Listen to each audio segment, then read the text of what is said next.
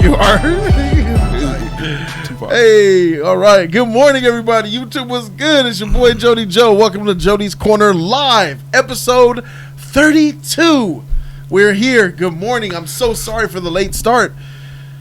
Technical difficulties are real. We're trying to do a studio remodel while still keeping Jody's Corner alive.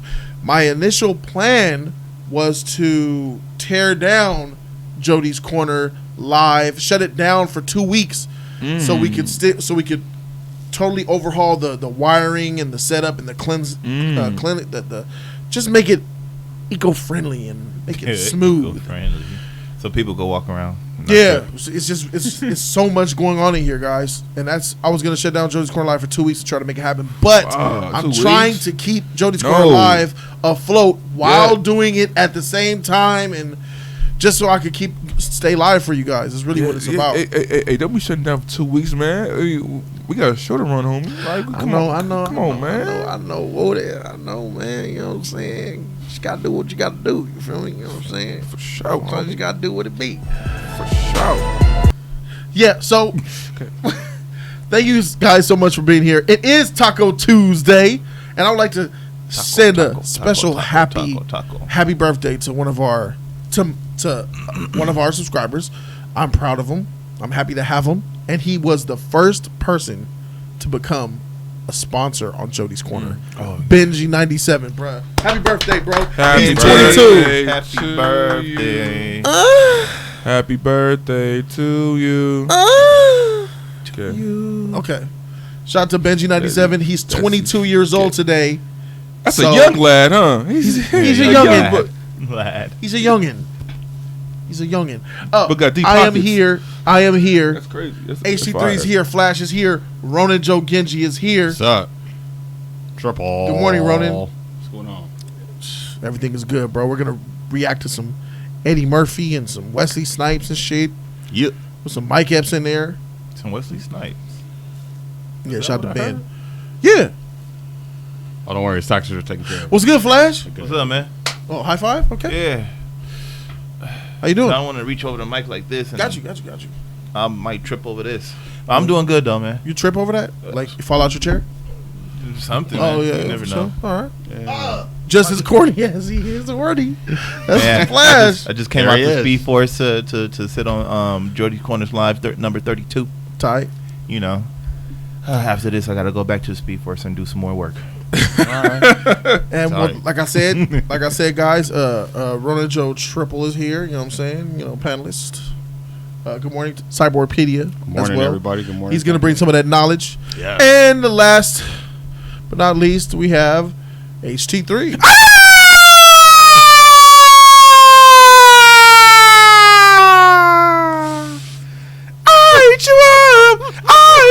When does people become shit? Your life. That's new.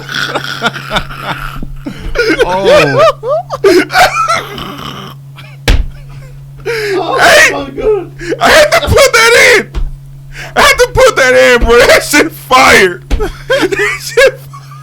I knew it was coming, but it's still funny. Yes. It's totally different contrast. It's totally different energy. It just changed. It just changed, bro. Rewrites. It just changed, bro. Oh my God, I hope it's tight for that, bro. Oh, I swear, better. We're gonna get through this. It's gonna be okay. I swear. Oh my, you're alive. Fuck.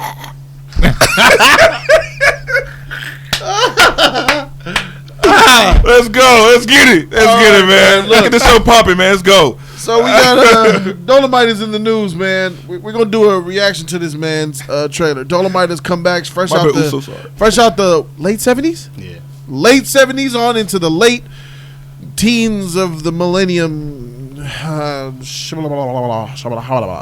Dolemite's back, y'all. Some of you guys, a lot of people don't really know about Dolemite. I don't. I have limited knowledge of Dolemite. I know that he's like he's in the blaxploitation era where being hip and cool and slick and beating the shit out of people is just all right, and being wacky and goofy and aloof and funny and just weird and just campy. like Shaft back then. It was just like one of those type of shit. Foxy Brown, was it Foxy Brown? Foxy Brown. Yeah, that's all that shit. Coffee. Yeah, all that blaxploitation era. He was and more just, comedy based though. Yeah. I remember him being goofy as heck. Rudy Ray Moore, man. Like Rudy Ray Moore. Off the top. So, we're gonna go ahead and we're gonna react to Dolemite. I hope you guys don't mind. That slave. Let's go ahead and get up into this trailer reaction. Hopefully, you guys can hear it. It's showtime, y'all. You love him and I love him. Put your hands together. Dolemite is my name. Hey, you know, Auntie, I was thinking about putting out a comedy record. Comedy? You've been a singer, a shake dancer? It's real hard to break in. I do whatever it takes to get in. I come up with a new character. Dolemite is my name, and fucking up motherfuckers is my game. Is that Craig Robinson? Like a pimp. It's all pretend. I just created a character. You a trip. Pull on that. Oh, that's a weed. That's right. Whatever it takes, I'm ready to do it. I got to be totally outrageous. It's filthy. You've got a product here that you can't sell or promote. All my life, people been telling me no. Rudy, sometimes our dreams just don't come true. A man slam a door in my face. I just find Of course, you can't I want Snoop. the world to know I exist. You've been right. This ain't funny. And it ain't no brothers in it either.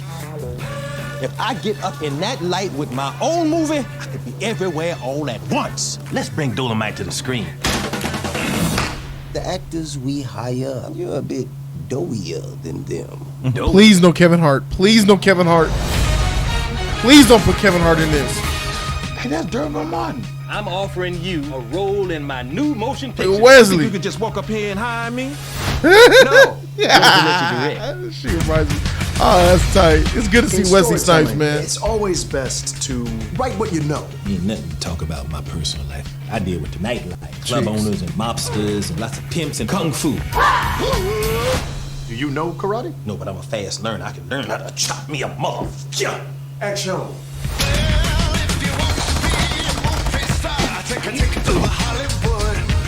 Dolemite, give it to me. Put your weight on it. Pretending like he could be a sex machine. What planet is this cat on? Damn! This thing flops, you're gonna be working for free for the rest of your life.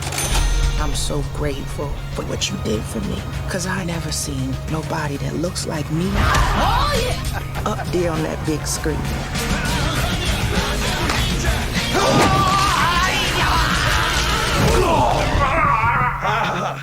God damn, Dolemite. Great God in heaven, you know Cut! Was it good as Shaft? Little shade. Little shade. All right. So there it is. Dolemite trailer reaction. That's the first Checking the cast. I seen that. Yeah, I want to see. Oh yeah. He's not in there. No Kevin. We're good. For sure. That's tight. So man, Dolemite. Black dude who's changing it up, playing a goofy, aloof, pimp, fly, swag, beat the shit out of you character, with a whole bunch of jokes and weirdness in between. Think about Napoleon Dynamite, black version, with a lot of black actors around it. It was really good seeing Wesley Snipes, man. I'll say that.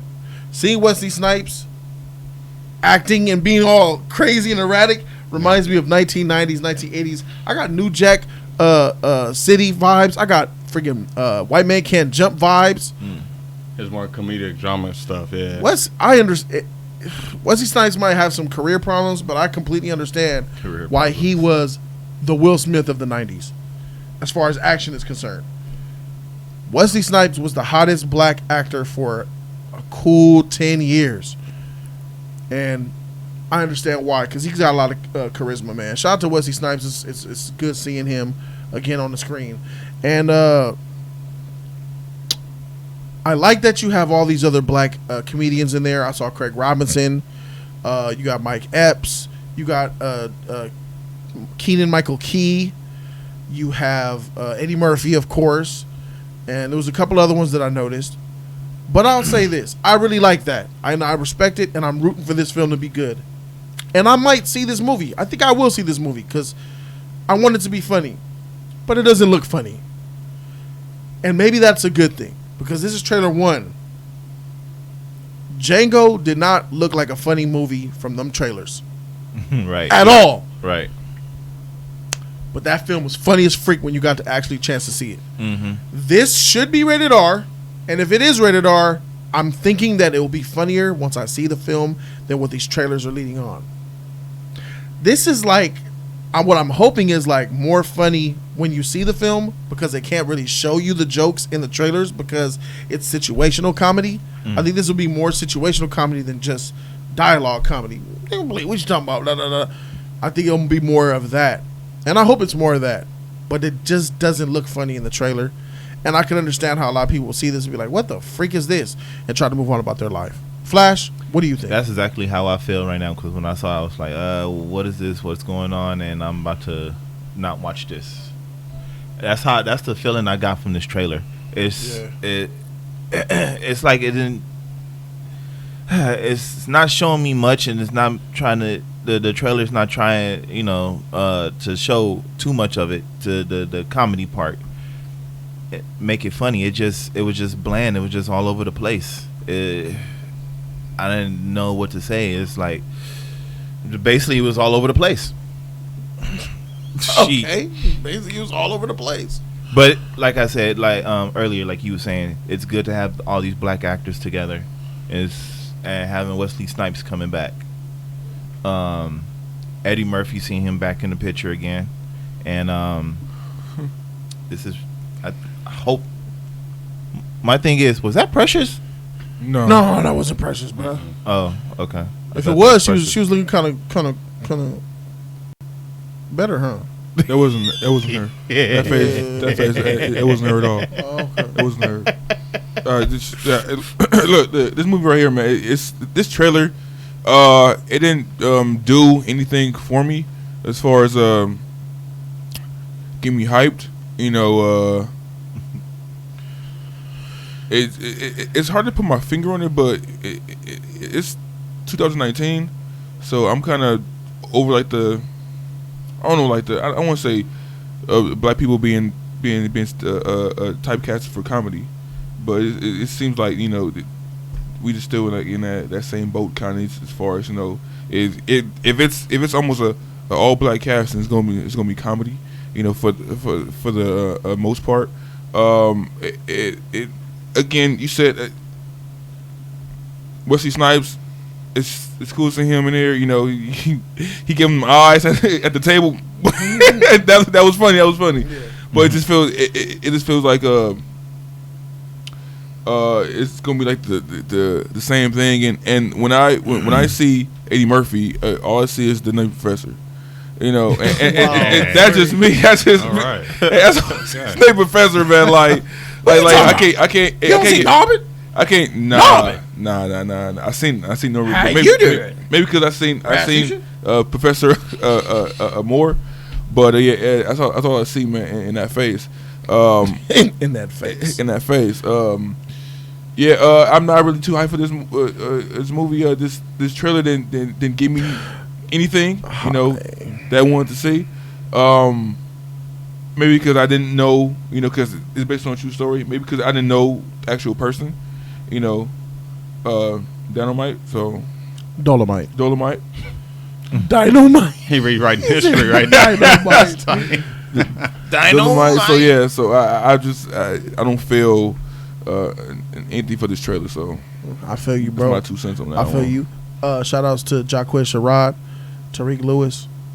Shout out to It's Talent sponsors, Jody. Shout out to the mods and sponsors, Uso, Raiden XL. Shout out to y'all. Shout out to the mods, Tony Robertson. And shout out to Sierra. She's here. Good morning, my lady. Shout out to you. Thank you for the love and donation from yesterday. $100, bro. I appreciate that. Ronan, shed some light, because I know you're a real big fan of blaxploitation films. Oh yeah, man. What's your thoughts? It's cool to see the late Rudy Ray Moore getting his story told, because I was kind of worried, was this going to be like based on a movie he did or actually his life, and it looks like it's going to be more focused on his life and the people around him and the people that he brought on, because a lot of this I guess 70s like exploitation movies was a genre that really kept Hollywood from going into bankrupt. Blaxploitation genre really saved Hollywood, and they were really tight with Warner Brothers movies, and they really gave a lot of African Americans jobs. A lot of up and comers, even white filmmakers, were making stories with a predominant black cast. So this was like a big movement. It seems like a step back, but it's not, because you have a lot of recurring actors like Wesley coming back and stuff like that. And then along with the new generation and stuff like that, Eddie's back again in the limelight. I mean, he was the pioneer for this kind of stuff. I mean, he was on SNL. So I think everything is kind of like a foreshadowing and a return to formation. And it looks good, man. And then you had the director of Hustle and Flow coming in. He hadn't really did anything for a while. So Yeah. Craig Brewer is a really good director, too. If you haven't seen Black Snake Moan, watch it. It's awesome. It's a good film. He's doing some different things, man. And I think it's kind of cool to shed light on that, what comedy was then. It was, like you said, situational, and then you threw like an action adventure fantasy in there. It was different, man, because it was just a bunch of misfit heroes coming together. You had the corny bad guys, and then it was like situational comedy. It was very exploited. It was like NC-17. It was very graphic. It was raw. So it took that raunchy comedy and threw a blaxploitation kind of spin on it. And then it's kind of like a corny superhero, man, but that's what it was for the times. And that was kind of like his tentpole to do his sort of comedy thing. It was really cheesy, though. And he had I think he had like a trilogy or something. It was like Petey Wheatshaw, and then Disco Godfather, which was funny as hell, and then The Human Tornado, man. He had like these corny like superhero movies, but it was like a series that was started from like one movie, but it started out as a spoof, and then they actually made a series out of it. So that's kind of what this is, and now they're going to tell that full story, man. So I'm pretty excited about it. Is there a space for blaxploitation films in the modern day Hollywood? Do you think this is going to start a craze, start a repeat and a relaunch of bringing back the genre of what is blaxploitation? We just got Shaft this year. Yeah. Oh, I see what you mean. You see what I'm saying? It's possible. I mean, unless there's a Marvel and DC logo on it, I don't know. That would be funny as hell. Hey. But, I mean... a new Jackie Brown starring Taraji P. Henson. Oh, stop. I actually like her. You had me with the Jackie kinda Brown. like her. Would Quentin still be involved with this? No, he wouldn't do it because he only says he has one more film. It's the 10th film coming. I doubt that. You think he's going to keep making movies? The way people responded to Once Upon a Time in Hollywood, I know. he playing with us. I don't know. We're going to get that Star Trek and that Kill Bill Volume 3. I think that he might call it quits because this society is attacking him and he hates it. Yeah, they're too Well, soft. let him keep attacking. Yeah. They're too soft. Do you, Yeah. Quentin? But Keep it up, Quentin. I Don't mean, stop. If we do get another one, he might be the one to do that. In fact, I would hope that it would be him because he understands that and he loves the craft of these kind of movies. This kind of what shaped him as a filmmaker. Bro, yeah. He puts a lot of respect on black history and culture in his movies. Yeah. It may seem like he's kind of insulting it, but I think it's the other way. It's a white man's vision of something that he loves in the black culture. And like, take it how you will, but if people really felt some type of way about it or preserving that genre or protecting it, then why didn't they make it or tell a story about it? I can't get mad at Quentin Tarantino for loving something and putting his spin on it. And it's not my fault that he's a white filmmaker that loves and respects what we do, our music, our style, and the way we do things, and our energy. But it could be argued, Ronan, that some different. people, even black people, I know a lot of black people that do not like blaxploitation films. Oh, I know. Yeah, because they reinforce negative stereotypes. They think it's to insulting. them. Yeah. But again, it's a satire and it's a fantasy. Issue 3 has his hand up. He's one of them. So you could say the same thing about like other comedies and like look at what happened to that. What kind of factors into the conversation? Look at what happened to that movie that was supposed to be coming out that got pulled because of some Which one? political. The Hunt. Yeah. Right. Yeah. So a movie that's coming out about, I guess, poor poverty people fighting back against rich people is gonna make us attack and kill and all that kind of stuff. You see what I'm saying? Why does art always have to take the first hit instead of just let the story be the story? But we have to factor things into that because they have no other argument. What is it that's popular? Movies, video games. So that's naturally gonna be it. Yep. Yep. But what's the key word of what's been going on before all that stuff even existed? History, right? That stuff was happening way before then. But now we want to attack this and this and this. Why? Let me get to a couple of donations to catch us up. Yeah. You bring a valid point, Ronan. Let me holler at my man Gregory Louisville putting that $5 down on it. Shout out to you, Gregory. I appreciate you, bro. Gregory Louisville says, "What's good, League? I don't know about this movie, guys. LOL. I wish my boy Charlie Murphy was in this joint. Oh, he should have been in here for Charlie sure. Murphy. Yeah, he would have. He definitely would have been in here. He would have definitely been in here. Yeah. But then again, I don't know because Charlie didn't really like being under his brother's shadow. Yeah, I was about to say, have you ever been in the same screen? But I mean, Yeah, the I type don't know. of I'm the not type so of sure. person and character Yeah, he is, he he has. could bring some energy to something like this. And this is the thing; these are the kind of movies and They were genres that in brought them Harlem together. Nights together, I believe. I like him better than No. What was it? Than Eddie. Oh, okay. I like Charlie better than Eddie. I don't know. He's Was it? to me he seemed more funny. I think it was in Harlem Nights. Ronnie, can you Charlie Murphy was in shed Harlem some Nights, light for right? us? He was one of the drivers, right? He might have been. When he one of the people in that It car. was a small scene. Who's saying Harlem Nights? Yeah, he was in Yeah. Harlem Nights. Yeah, okay. Red Fox, Richard Pryor. Moving on, Brandon B, $5. Shout out to Brandon B, bro. Appreciate you, man. He said, "Hey guys, quick question. Why don't you want Kevin in the movie? It's great to see Eddie and Wesley back. Keep up the good work." Oh, okay. I can handle this for you. Oh, I was gonna say I had an answer too. Oh, hey, let's both hit it, bro. All right. We both here. Let's both get at it though. Yeah, so Kevin Hart, man, is in the situation where when you see him in one movie, you see him in all movies. He has the Yeah, I same agree. beat, the same patterns, and I feel like he's more of a presence when he's on stage versus him in the movies. I can tolerate him on stage versus him being in movies. Shout out to him getting his movies and getting his check though, but it is such There's a limit to that. it is such a fatigue where it's like, dang, what else is he gonna be in? Like, I'm tired of seeing him, and I don't want to feel like that, but I do. I feel like they're trying to invest in something where they feel like people are just gonna naturally automatically come, and the audience really isn't there. We're getting tired of seeing him. Why are we getting tired of seeing him? Because you're throwing him in everything where he doesn't really need to be in instead of trying to find something that's right for him. He's not funny. You know what I mean? So they're pushing an agenda, and when I say agenda, I mean they're forcing something on the audience. You know what I'm They're saying? forcing him down our throats. Because And that's why we're he was tired of in him. Hobbs and Shaw. Spoiler. How long Yeah, has it been yeah, out? yeah, yeah, yeah. How long has it been out? I mean, Yeah. You know, and Yeah. it just felt forced. It just felt, it just a Add shoe some in. Kevin. Add Kevin. Yeah, a shoe in to that, and it didn't. Like, And then like on you say, top of that, they're forcing the Rock and him, they're like, forcing like him friends or something like that. on us. Yeah. Yeah, He got him in there. Yeah, It's like, hey, you had no reason to be in that movie, bro, and it took me out of everything. Like they was on a mission, they were trying to go somewhere on an airplane, and then he just popped around nowhere. Hey guys, you give me a third. I got it. Stop, man. Leave me alone. We're tired. We're tired of Kevin Hart because Kevin Hart new team doesn't make good movies. Nah, JK, I'm sorry. He's not funny in the films. He doesn't make good movies.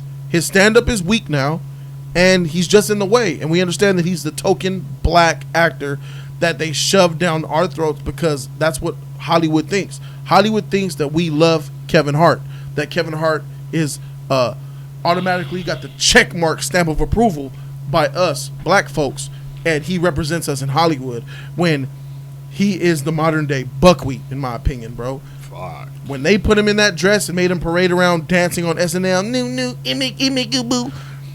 They showed a video of Kevin Hart probably 3 years ago. Kevin, how do you feel about what Dave Chappelle said about black actors, specifically black comedians, wearing dresses and to demean them? And then Kevin Hart was like, oh well, I'm a brand, and you don't want to hurt your brand in any way possible. So I don't see Kevin Hart putting on a dress because it'll hurt my brand, 2 years later, less than a year later, he pops up in a dress, twerking his shit on SNL. Hollywood heard that. Oh, Kevin, you think you outside the realms of what we want? Huh? Put that boy in a dress. So it's just, you're a sellout. Kevin Hart is a sellout to me. He makes, and I'm okay with you being a sellout. You okay with that? Yes. So long as you make good movies and you're funny. Oh, For the most part, especially around this time, Dolemite era. You got to sell out to be. You got to sell out to make it in Hollywood. You have to sell out to be on a movie. You have to sell out to get a certain gig, especially in the 80s, 70s. But the thing is, they were produced. Richard Pryor is a sellout, and he'll tell you. Richard Pryor is a huge sellout. But he did give us some good stuff, right? The problem with Kevin Hart is you're not funny, you make bad movies, and you're in the way. And you're the reason why we have a Tiffany Haddish. And now she's trying to play Wonder Woman's sister. You see what I'm saying? So that's wait, what? One of many of them. That was on the topic yesterday. Yeah, we talked about it yesterday on the topic. Correct. Tiffany Haddish wants to play Wonder Woman's black sister, Nubia. She's no longer her sister being the canon, but you know. That don't matter. Shout out to Kevin Hart, bro. But back to the blaxploitation stuff. I completely understand how you feel, AC3, and I completely understand how you feel, Ronan, because film is art. Correct. It is. But some people do take the art personally, and they're like, just the way I feel about Kevin Hart, you feel about films like Dolemite, yeah? Do you understand where people are coming from when they feel some certain type of way? Yeah. How like, dang man, this type of stuff, man, he acting like a buffoon.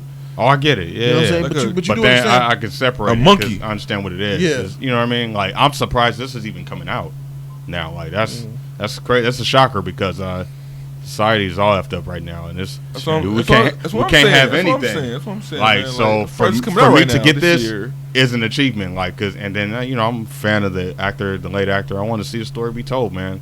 So somebody believed in this and said there's a story in it. And let's make it. Bringing blacks together, that's an achievement in itself for me to see that. You know what I'm saying? Then actors that I miss seeing on screen are here, prevalent. You know what I'm saying? I'll take it. You know what I'm saying? So, I think people should just do the research and do their homework and look into stuff before like just judging, man. Because this stuff was fun movies. They were edgy, they were raunchy, and they were raw. And this is the kind of stuff that I'm pretty sure us on the panel appreciate that in the movies where it wasn't. They don't sugarcoat, man. It's just what it was, and things happen. And sometimes it was never planned, and it was funny that way because we didn't expect it. Yeah. And sometimes these movies weren't really set out to be comedies. You got spoof blaxploitation movies, and then you had serious crime drama movies that were in the blaxploitation setting. It was a mixture. You didn't know what you was going to get. You was just happy to see niggas on screen, front and center. Yep. I'm just not. I am proud, dominant. Yeah, that's cool. Flash, confident. You know what I mean? Flash, where do you rest on the matter? I'm in the middle. I'm cool with both. He's not into it. He is. Where you at? I will say I'm in the middle too, because too much of it. Too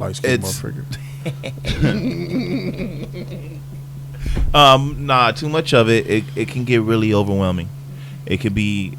Why they keep putting this stuff out? Why they doing this? They making us look bad. They're making us look bad, and not all folks are like that. Mm-hmm. So a lot of people don't like to be seen or be told that's how you are, that's how you guys are. I don't want to go to my white friend and he give me a grape soda because this was in the movie and aren't you guys like that? Grape soda. Nah, man, not all of us like that. And by the way, I do hate grape soda. I love everything grape. Okay. It just tastes good. It tastes good. It's just that I just don't want it to have it over our head, It's delicious. And I can see that's why I'm on that part, but then I'm on the part with HG3. But then when Ronan comes in, it's art, it's it's thing for you to have fun and and just don't take it too serious. Yeah. I because I love comedy and I love little wacky comedy too, and I can see it as art also, because some of the old films I used to like what's the Naked Gun? Yeah, I used to like films like that. What was another comedy I used to like back in the days? Airplane. I'm gonna get you sucking. I never saw the Airplane. Like Tony Romano. Yeah, have you seen that one? Police Academy. Police Academy too. Yep, that's another one. Chips. No. Chips wasn't really a comedy. That was a TV it? show. Yeah, it was. Was it a Yeah, comedy? it was kind of. comedy. It had both. It had a blend of both. Seen it. It was a TV always show. thought it was a TV show with the guy, the sheriff guy, right? Eric Estrada. Yeah. It was tight. It was a comedy. Yeah. I used to watch that a lot. It was tight, bro. That's why I never watched it. So I'm gonna get you second. No. I haven't seen that one either. Oh man. Okay. Never mind.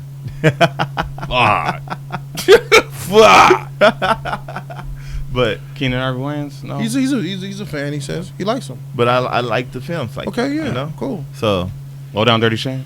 oh yeah, Low Down. Okay. Dirty Shame. All right, Yeah, one. yeah. One. We got one. All right, so let's grade the trailer, man. Let's go ahead and take it there. Oh man. If we're grading this trailer, what grade will we give it? Let's start all the way over there with you, HT3. Chat, you can participate as well. Yeah, Grade cool. the trailer. For my own personal experience, I'll give it a.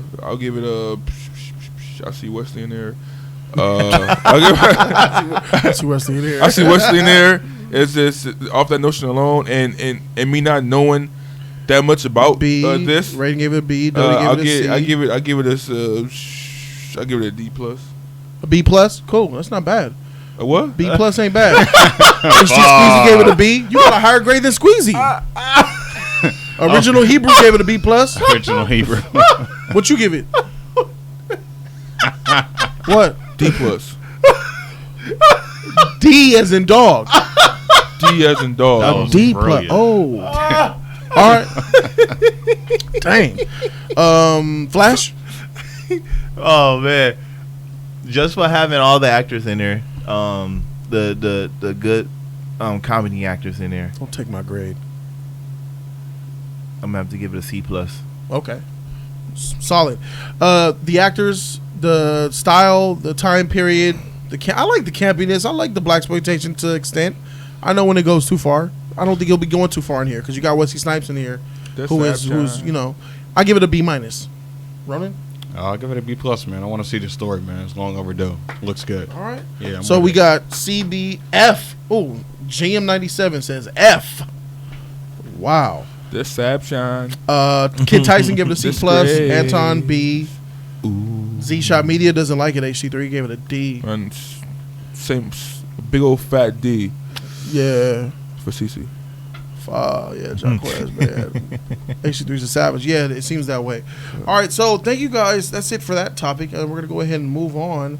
But I would like to thank everybody who has become a sponsor on Jody's Corner Live. You guys are the backbone of this channel.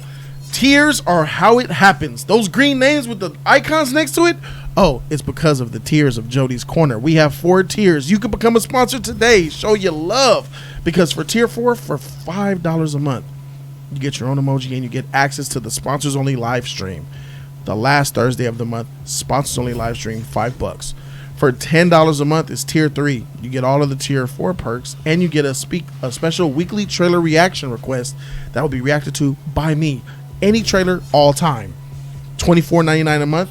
You get all of tier 3 and 4 perks. Plus, you also get to choose for 2 films for me to review on my channel.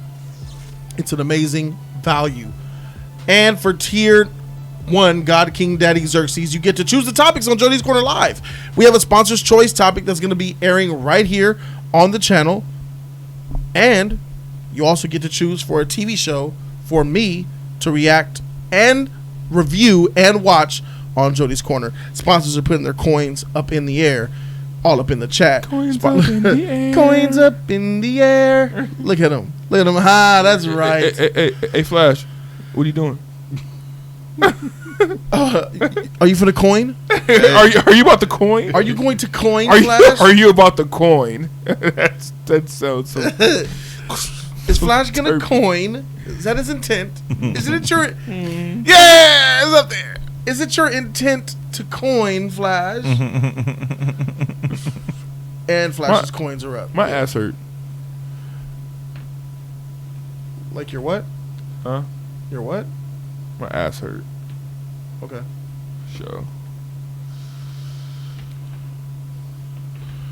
All right. So, topic number 2. We're gonna go ahead and get right into it. Dr. Doom is in the news. Thank you. Dr. Doom is in the news. Is it this one? There we go. Dr. Doom from wait, why didn't they put a picture of the one from Fan Four Stick? Because this is the good Dr. Doom. Tight. Yeah. This is the good Dr. Doom. This is the good Dr. Doom. So we're talking Dr. Doom next. Dr. Doom has been written, and it has been written. The script has already been written from the creator of the Legion television series.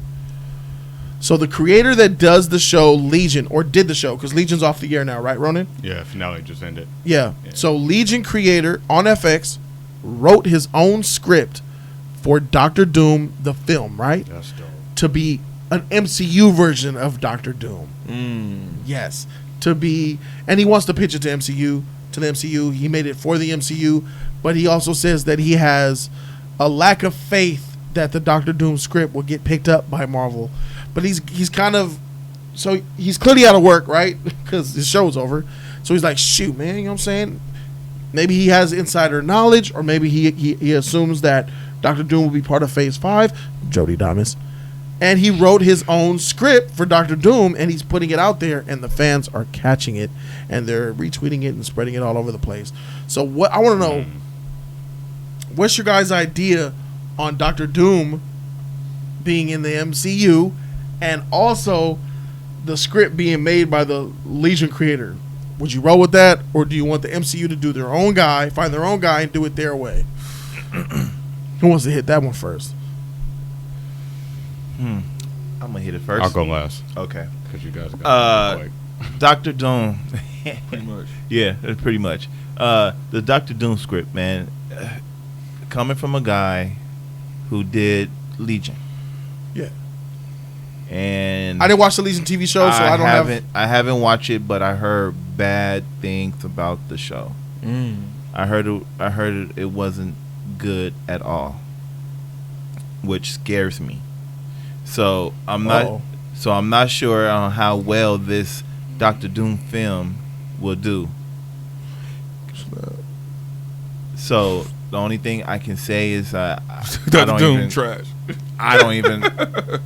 won't even let the script go by. Just trash it. Just MCU, just be nice, give it to him. Take it and just when he turn around, just shred it. I mean, because I heard when he turns around, shred it. That's cold, bro. That's cold, man. Because I heard Legion was horrible. From everybody I see, people are telling me it's horrible. People are telling me in the chat when I'm talking about The Boys, Legion's just as good. Legion though, Legion. What? Rona, have you seen all of Legion? Yeah. Have you seen The Boys? The first 3 episodes. That's enough. Yeah. Hey, Ronan, so far, what's the better show? Boys. I knew it. Yeah. 3 episodes of The Boys? Better than that Legion, I bet. Damn. Yeah, bro. And how long Legion been out? For about 3 years now? 3-4 years? Yeah, about 3. Man. I'll speak more and I'll wait till you finish though. Are you done? Yeah, just all right. Scratch it. All right, there's a couple donos I gotta hit. My man Solomon, the Legend of Old 101, dropped the deuces and says, "I'm gonna get you, sucker."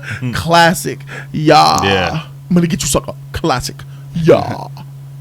Oh, you gotta say it like him. Yeah, you kind of sound like him, man. Yeah. And Legend of Old 101 donated another $5 on us. Yeah, ho. He says, "Keep it the great one, guys. Jody and HD Flash and Ronan stay classy." Stay classy, mates. And Brandon Bobo put a $10 Bobo. What's up, bro? Bo. With the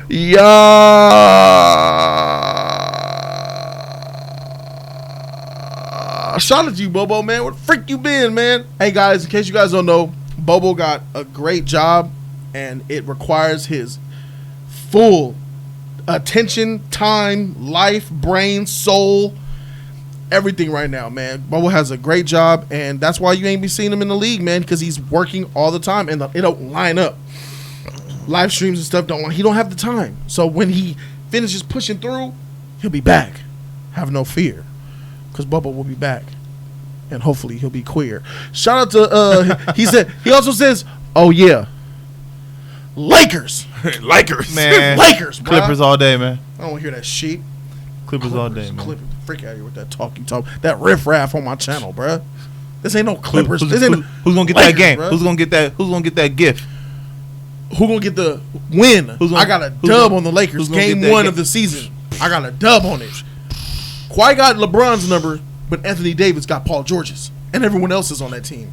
I put 20 on it, man. For sure. I got my dub. Right, for sure. I got a dub. Shake on it. You want the dub? You want the dub? I don't know. He know NBA. Do you? Don't matter. Go with the Lakers, bro. Go with the Lakers, bruh. No, Anthony Davis and LeBron James. I'm going with them. Yeah, that's the best duo in the league. Wait, Paul George ain't. I mean, he cool, but I mean, he ain't on that level, man. But Paul George, and then he also got Kawhi. Nah, man, tripping. Anyway, bro. Paul gets the whole team. Yeah. Before it turns into a sports debate, anyway. Back to the Dr. Doom stuff, right? So Flash gave his opinion, basically rub his ego and send him on his way, pat him on the butt, and ease him out the door. I'll go last. Does anybody want to run in or H3? Yeah, H3, you go. He wants to give it to you. Sure. All right, for sure. All right. Knowledge. Go ahead, Ronan. Best off your ass real quick. So the Legion series that just had their season 3 finale. Noah Hawley, the creator, brought this new twist to the X-Men lore, and I think it was one of the coolest things to happen to X-Men to bring that character in depth nuance. Though it's a little more character drama driven. Legion's not really an action-based show, so I can see why people would really be hesitant on it. But the stories were good and the actors were good, and it was more of a psychological drama in a sense, focusing on a guy who was trying to figure out whether he was like a schizophrenic or it was Professor's son, David Heller. Legion. He's like the most powerful mutant there is out there, and then he's in this psychic war. Season 1 was like him exploring like what happened to him.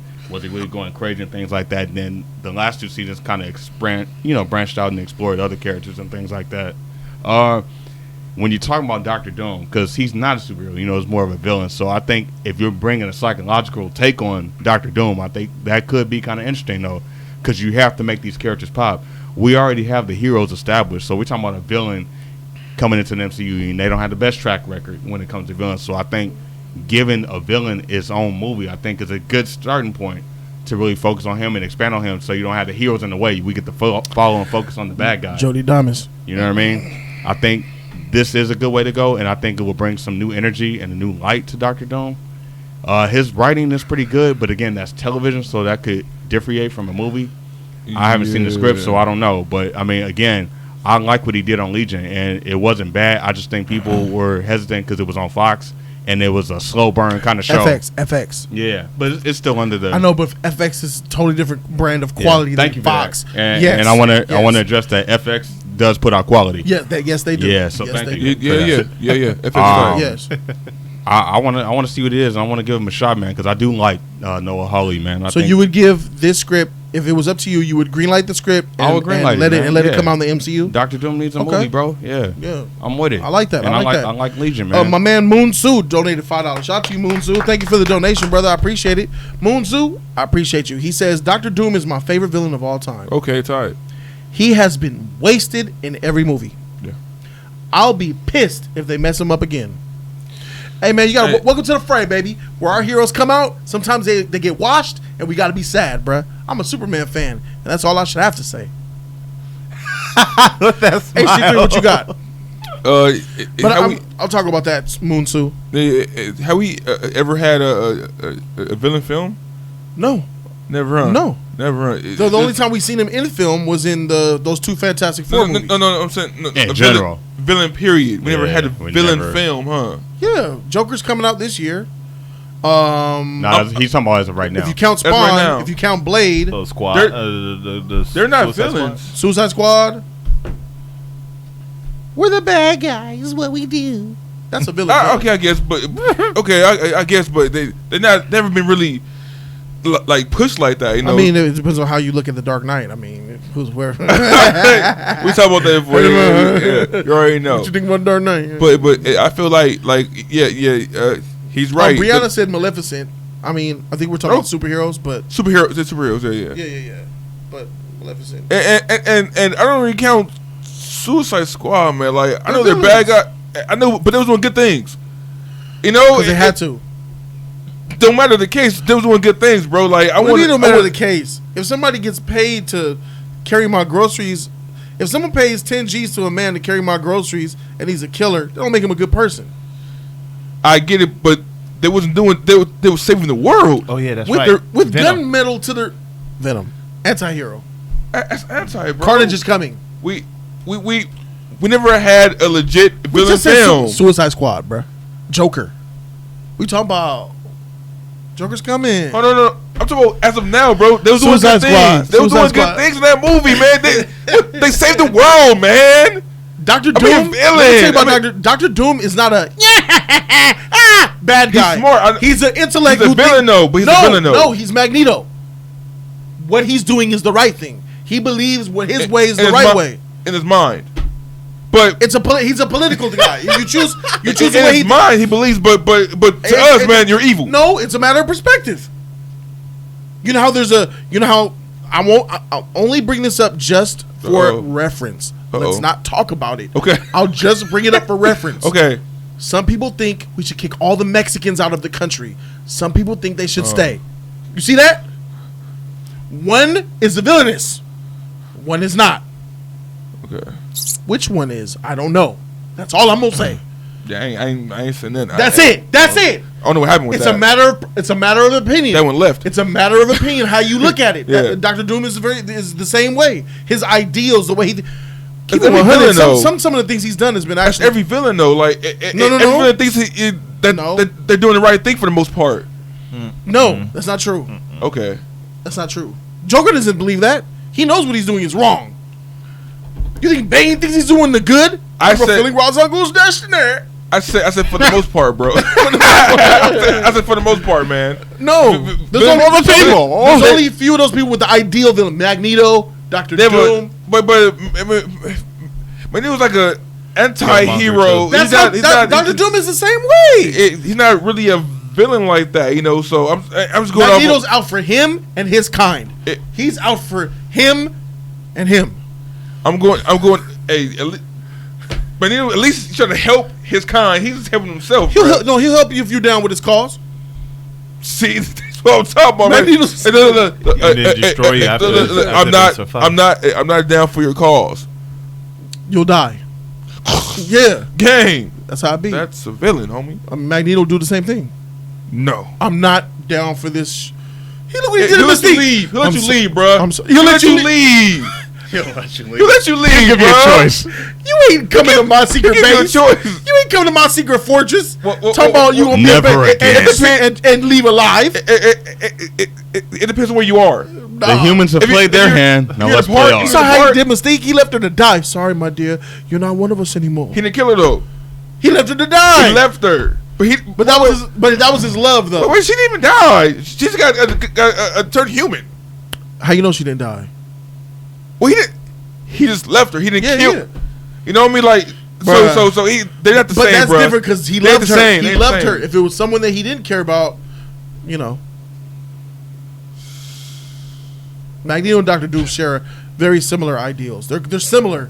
They're similar. They're not the same, but they are similar, but they're not the same, bro. They don't carry the same ideals, bro. Dr. Doom is less. Dr. Doom is more of a. Dr. Doom's on a higher level than Magneto. He's more evil, bro. Not evil. He's more evil than freaking Magneto, bro. He chases ultimate power. He's obsessed with obtaining ultimate power. And that ain't Mags. Huh? That ain't Magneto.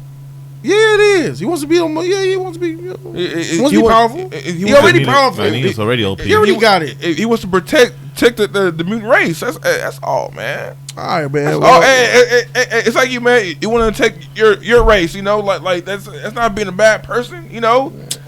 Look, you know, at that, you know. Whatever, fine. However you see him. Anyway, it's fine.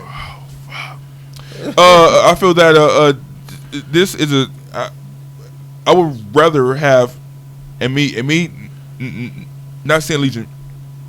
Marvel MCU has a better chance of messing up Dr. Doom in my eyes. Really? Yeah, because after what Fox has done with him, you think they'll do worse?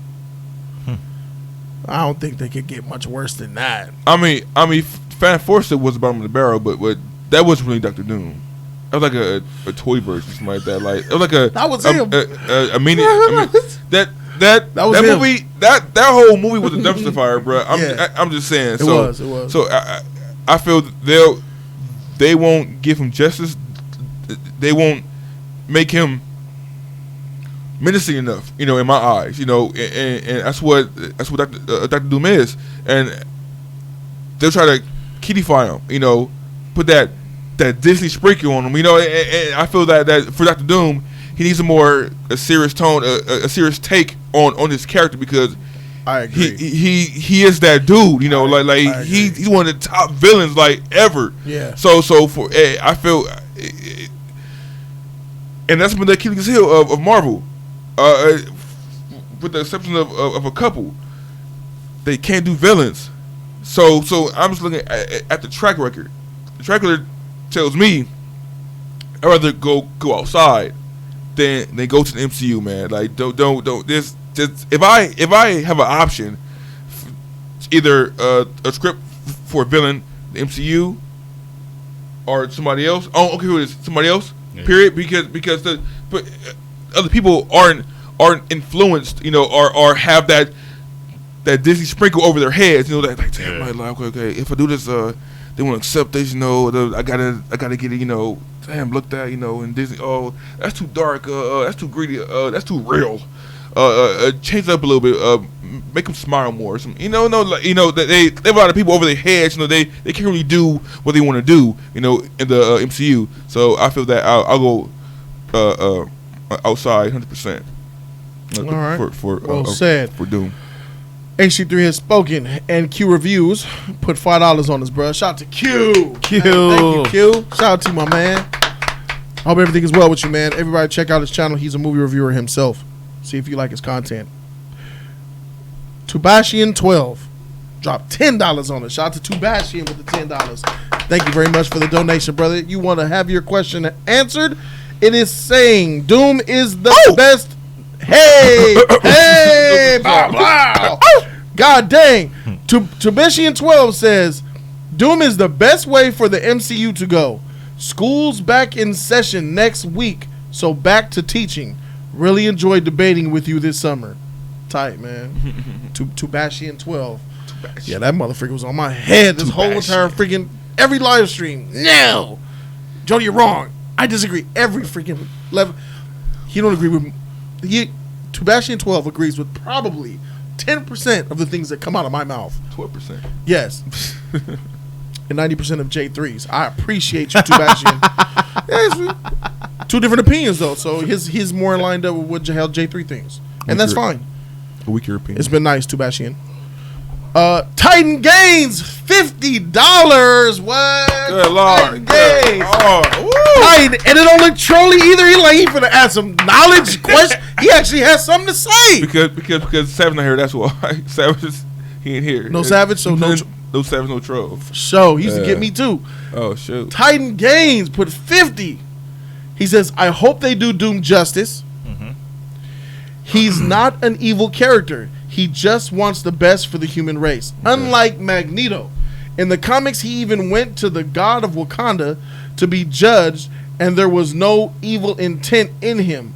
Oh, yeah. Sus gang, gang, gang. Oh, so let me see. He even went to the god of Wakanda, to the god of Wakanda? Are you talking about Bast? He even went to Bast to be judged, and there was no evil intent in him. Yeah, he's not evil. You think he's evil? Yeah, you thought he was evil. He's not evil. He has his own ideas and he believes in them. That motherfucker look evil. Magneto's not necessarily evil to me either. Of course you look evil. We got an iron plate on his face. No, I didn't. I never said Magneto was evil. I said Doom. was. I know. Yeah, but I don't think he's. I agree with you, Titan. Yeah, he's not. He's not evil. The way they portrayed him in the movies, I mean, not the Fan Forces, but let's use the movies. Let's use the movies where they portrayed him. He wasn't evil in that. Bro, he had Sue Storm. He killed people. He was trying to get at Sue Storm for the longest time, and she lost him to this freaking dweeb who ruined the science experiment, cost him billions of dollars, lost his company. He killed people in that movie, though. After they outed him. He shot so many people in that movie. Because he said, you're out, Von Doom. We're taking your company. You took my company. I'm about to throw this electricity bolt through your body. In the parking lot. Okay. Is Green Goblin evil? No. They're the same way. No. Yeah, killed everybody with them bombs. He was crazy. Goblin is a maniac. Green Goblin is evil though. He's off the rig. He's evil, bro. He's not evil. He's crazy. That's an evil villain. He's not evil. He's crazy. Knowledge. Is Carnage evil or crazy? Both. He's crazy. Is Green Goblin evil? Carnage crazy? Yes. Is he evil? I think evil and crazy. Yeah. He's evil and crazy. He's insane. It's a byproduct of his insanity. He's not just an evil person. He's like that because he's insane. Wait, all right, now that I've laid that down. Carnage with Cassidy. Carnage with Cassidy. Cassidy is insane. Cassius Clay. And then added with Carnage, it just made it more pop. Made it more. He's able to do what he can do. He was a lunatic before Carnage, and he was a lunatic after. Yeah. Peter Parker is a nice guy. He put that suit on, man. He turned evil, bro. He was doing evil things, man. What suit? The black Venom suit? Yeah, man. He wasn't doing evil things. He was just doing he was doing edgier things. It changed him, bro. It changed him. Did it make it better? He was tight in that black suit. He wasn't really doing. Keep it 100, bro. He was doing. He was tighter in that black suit. He was. Yeah, he was. And also when Venom, Stronger, there was times where he would fall asleep and Venom would take over his body and just do shit himself. I'm done with you. Attitude. I'm done with you. Oh, that's what you doing this snap finger stuff? Yeah. Sorry, Toby, you had to go through that, man. Them girls like the fuck. Man, them girls was on. They was coming. Bro, if I had a Venom suit, if I was Venom, I would do the same shit, man. Yeah, he had eyeliner and shit. I won't put eyeliner on. I'm going to the club and just start dancing. I don't even dance. Yeah, there you go. I'm feeling myself, man. Evil. Yeah. I'm glad I laid that down. Thank you, Titan. You're absolutely correct, I believe. Lay what down? With Dr. Doom. Yeah. So yeah, Sus Gang, Dr. Doom is that dude, and you need somebody to make him very un-MCU-ish, in my opinion, as well. Correct. My man, Roger Gibbons. $10, bro. Shout out to Roger Gibbons. That donation's flying tonight. Thank you so much. Roger Gibbons, thank you for your donation. Shout out to you as well, Titan. Everybody else, man, show love. Q, Sebastian. He says, Doom is more complex than a villain. Latveria loves his rule. The Panther God judged him and let him have the mound. He also is next in line for Sorcerer Supreme. Oh, yeah. Man, ain't that epic. That boy good. That boy good. He's doing a lot of things, bro. Yeah. Oh, the fox has awoken. The fox has awoken. Let me tell you something about Awakened Fox. Awakened Fox has donated so many hundreds of, I think she's in thousands by now, definitely in thousands by now of dollars on the Jody's Corner live streams on Wednesday and Fridays, every other Wednesday and Friday. Not this week, next week. That I said, we just go ahead and make you an honorary member and put you on the wall. I got your tag right here, Fox. I got your tag right here, Fox.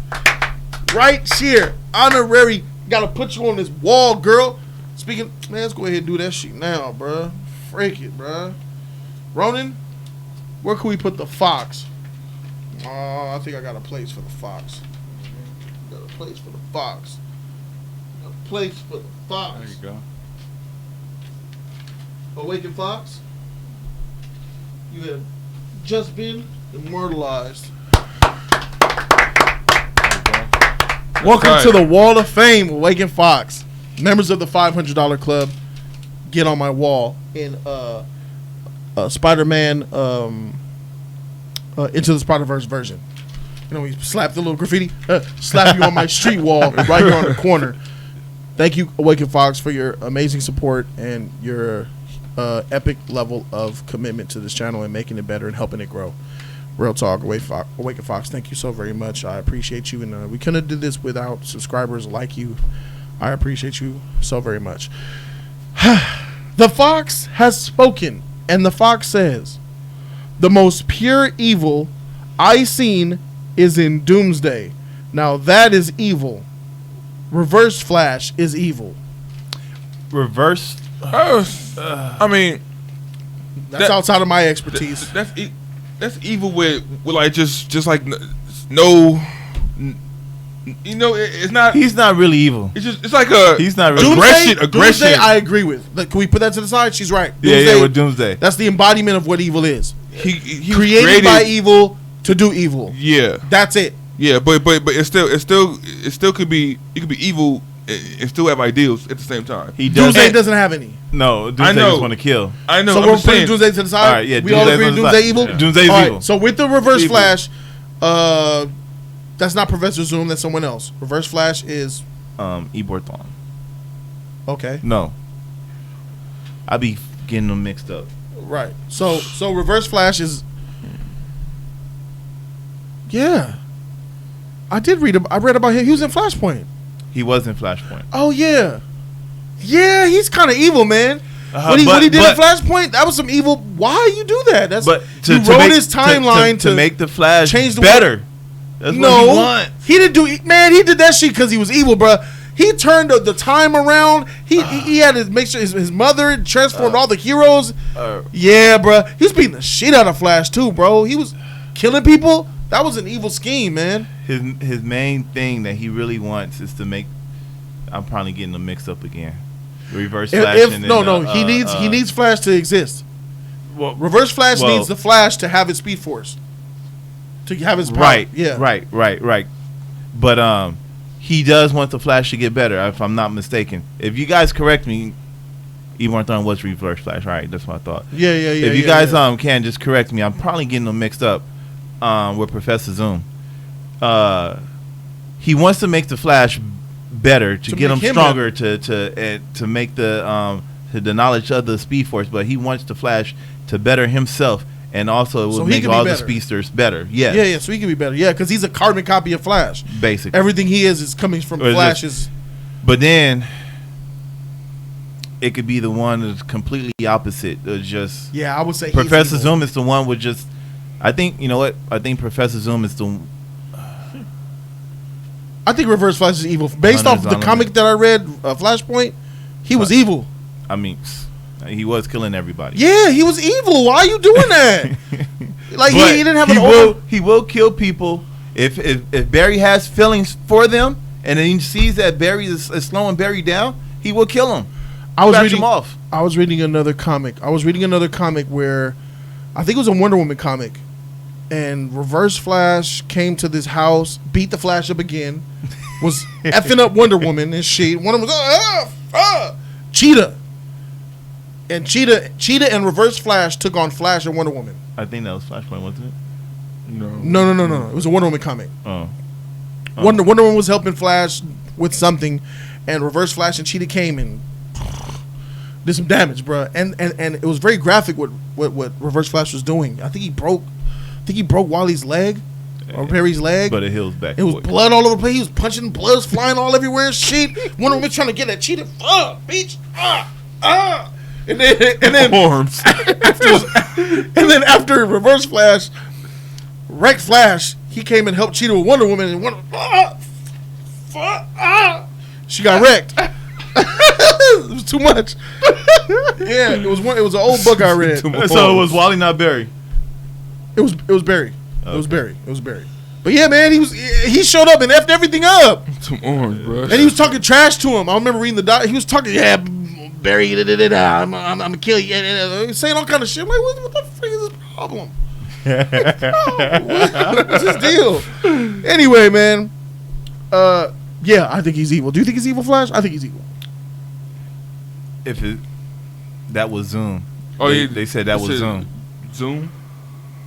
Zoom? That was Hunter. That's another one. Oh, okay. Yeah, it's coming in. So I think Hunter was the killer. But I think Reverse Flash is the one that makes Flash better. Oh, okay, for sure. That's tight, man. Was it Zoom? Yeah, Reverse Flash wrecked Batman in the butt. All right, for sure. Let me look at the donations flying in. All right, CC. All right, let me see. Awaken Fox. I got the Fox. Titan put that $5 on top of that 50. Thank you, Titan. I love you. He says it was Bast. Yeah, it was Bast, and he was able to take over Wakanda because of it. I think, is that Doom War? Man, I need to get on that shit. He hate Mr. Fantastic, but loves his kids. Doom is a weird character. He is. He's tight though. That's what makes him tight, bro. He's got so much gray. He has so much black and white about him. This I'm down for it. This I'm not. This will make you. He got Black Panther's respect. That's for sure. But like he's so like you do this. Oh yeah. Do this. You're dead. You believe it? It's really black and white with him, man. And that's some really. He got rules he live by. Yeah, I know. And in my eyes, that's some really like a twisted shit. You know, like yeah, it's twisted. It's twisted. Yeah, it's twisted. He's doing twisted. Yeah. I mean that it's evil and twisted. Evil to you, not to me. Let's just agree to disagree on that. Evil and twisted is kind of pretty much the same thing. Not really. I'm twisted. I'm freaking twisted. You know the type of shit that goes on in my head? You know, we talk about it. Oh, shit. I'm sick. I don't talk about anything. Yeah, we do. I'm sick and twisted, bro. I'm twisted. I ain't evil though. I'm nice. I like people. I love people. But this is all. But it's like Two-Face. Is he evil? Just flipping a coin cost. The messed up side is evil. It's one side. Hey guys. Stupid. It'll be a shadow. Bruce, it's me. We're friends. I'm gonna kill you. On the animated series, it shadows the side. Yeah. that he takes part of. Yeah. When Shadows he comes Harvey, Bruce, knick-knack paddywhack, red light, green light. I'll massacre you. Big eye, bruh. All right, man. Let me holler at my man Kevin. You want to say something? So you were right. The one that you was talking about, Reverse Flash is the killer. So yeah, you're right. Yeah, he's a killer. Yeah. All right, so Kevin Neely, $10 from Kevin Neely, bro. Thank you, bro. Appreciate the donation. Thank you, Kevin Neely. Welcome to the channel. Kevin Neely, I just came to show some love. All right, they're tight. Thank you, man. Appreciate the love. The love is real here tonight or this morning. Thank you so very much. You guys are making me feel good inside. All right, good inside. Fox. We got my man Titan. We got the Titan. Gregory Louisville, $5, man. Shout out to Gregory Lou. Member of Jody's Corner, been down for us for a long time. He says, I agree with HT3. I don't think that Disney can create the Dr. Doom film we need. I'm gonna touch on that because HT3 spoke. Ronan spoke. Yeah. You spoke on this? Spoke too. Yeah, I didn't go too deep detail. I just talked about the script. Talk about the script. Yeah. I know. I was waiting. Okay. And then my man Bobby Stevens, bro. $5 from Bobby Stevens. Thank you, Bobby Stevens. He says, in the comics, Reverse Flash was also known as Professor Zoom. CW made Zoom separate. What's CW? Yeah, you talking about Channel 5 network. Oh, the CW, okay. Made Zoom separate. See, that's freaking stupid. Anyway, all right. Legend of Old Solomon, bro. $20 on top. Woo! Donations trickling in. Is that what we doing this morning, y'all? Okay, let's do it. Bring it, bro. Taco Tuesday. Hey, I'm about to get me some tacos, bro. Let's do tacos. He said, Doomsday isn't evil. He got experimental on his kid, and he was just angry with the world. Now and again, he gets controlled by others.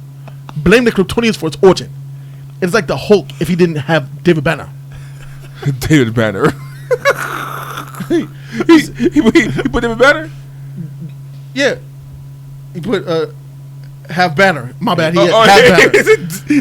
David Banner. David Banner. You haven't seen a Chevy with a butterfly. No, stunt, there's a habit. Put it in there. All right. He said Doomsday's not evil. He got experimented on as a kid. He just got angry at the world. Now he gets controlled by others. He was created as a kid. He was created evil, bro, by those scientists, bro. He's the embodiment of evil, Legend of Old. Right. He represents is pure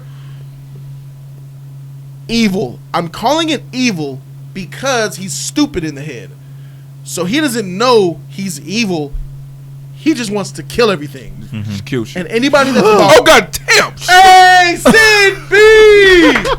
Oh my god! This is a good stream. $100 go-go, This is a good stream. Hey, she lit, bruh.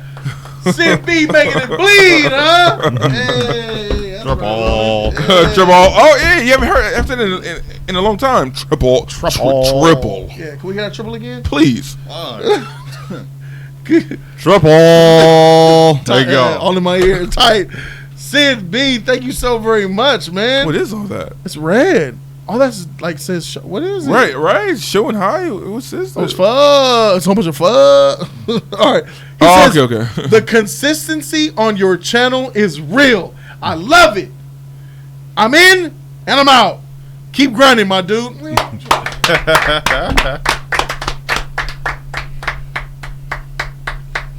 Sid B, man, thank you for supporting the channel, man. I appreciate you. You come in here, you show love, you dip up out because you don't care about the attention. You're just doing it to support, and I appreciate people like you.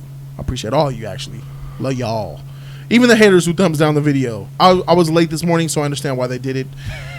I was 30 minutes late, so they man, thumbs down. Some people need this show, man, so far, and that's a good sign. Damn. That's a really good sign, man. How many thumbs up we got?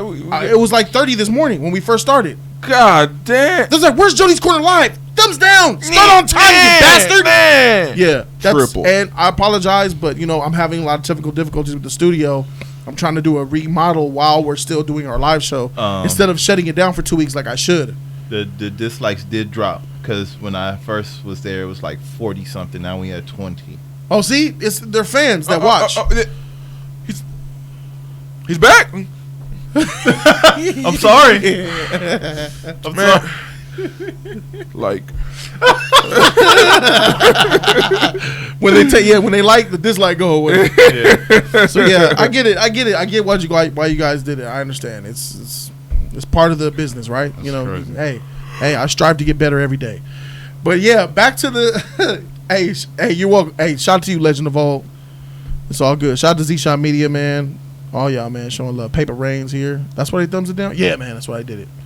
Yeah. All right, so I think I like that we're talking about this Dr. Doom because Jody Damas has predicted that this should happen in the MCU. Oh. I don't know. Shabuizi would know. Raiden XL would know. Balide would know. Joshua Pleasant would know. How long I've been saying when a lot of the league members said I was crazy that Dr. Doom is going to get his own movie in the MCU. He should get his own movie in the MCU.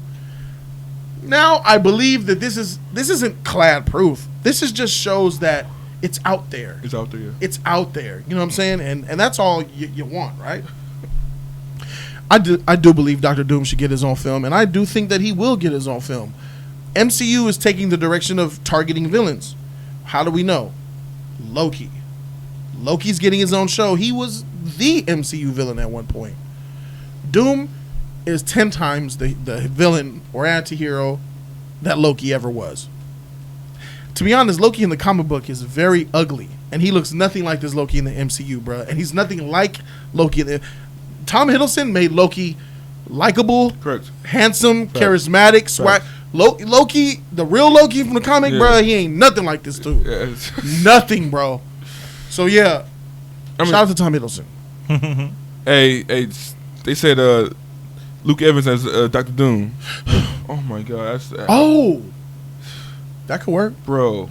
Any white man with a square face, roundish square, as Dr. Doom, right? It doesn't matter so much but to me. But still, Luke Evans, man, he's sexy. I think you need to go strong actor with a good voice for this casting. If you cast somebody, Luke Evans has that. He don't have a voice. He can sing. I'm not talking about that. I'm talking about his natural tone, the way he speaks. Strong voice. I'm thinking like a Morgan Freeman type of voice. Something epic of that. You can change your voice for a role, you know. True. Case in point, Walking Dead. Walking Dead festival there. Daryl's voice in Walking Dead is fire, bruh. But I thought he really talks like that. Heck no. But when he do interviews, yeah, man. So yeah, we had a couple of zombies, man. The makeup and stuff like that. You know, we went on different locations, different sets. You know, we got coffee sometime. But they could do Batman. He sounds so fire in a TV show, man. They could digitally alter his voice as well too. So I guess you can cast anybody. But all right, so that takes care of the voice part. For me, I would cast a really, really strong actor. Okay. Anybody in mind? On spot.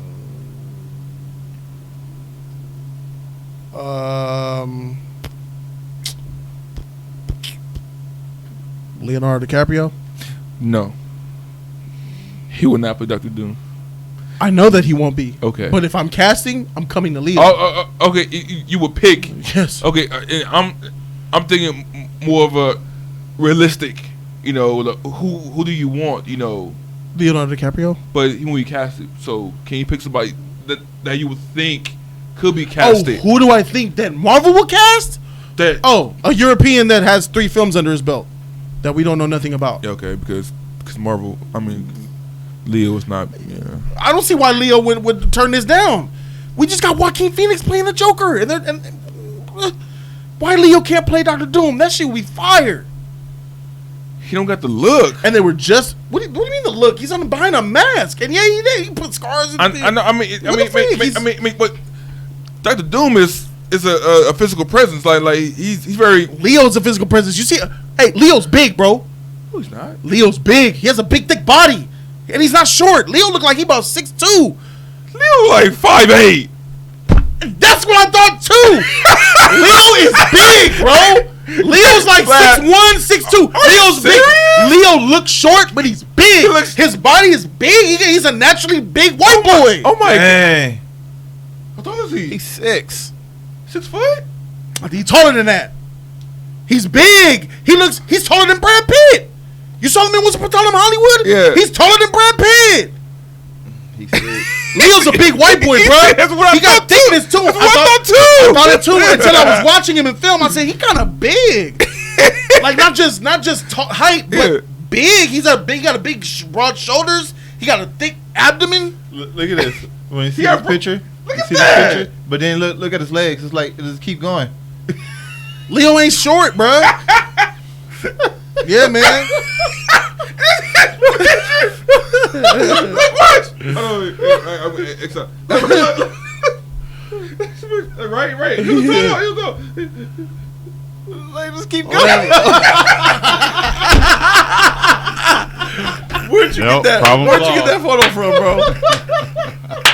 Where did you get that photo from, Flash? Problem solved. It's called celebsheights.com. Oh, they got a website for the college insurance people. But you just type in Leo DiCaprio height in Google. I gotta show the chat. That shit got me. I see. That's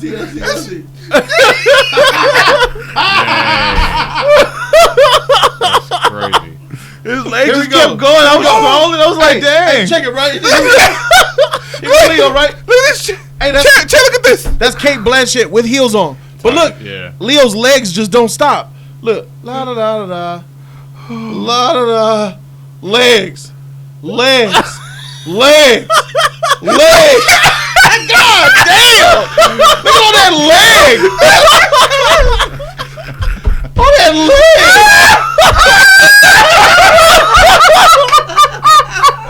It just kept going. I was scrolling and it just kept going. I was like, dang, that's a long leg. Man, that's crazy.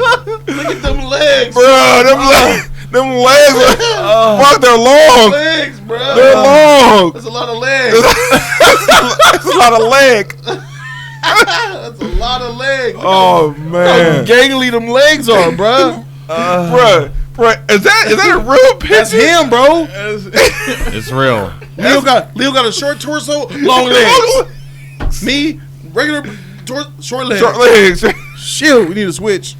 Oh, bruh.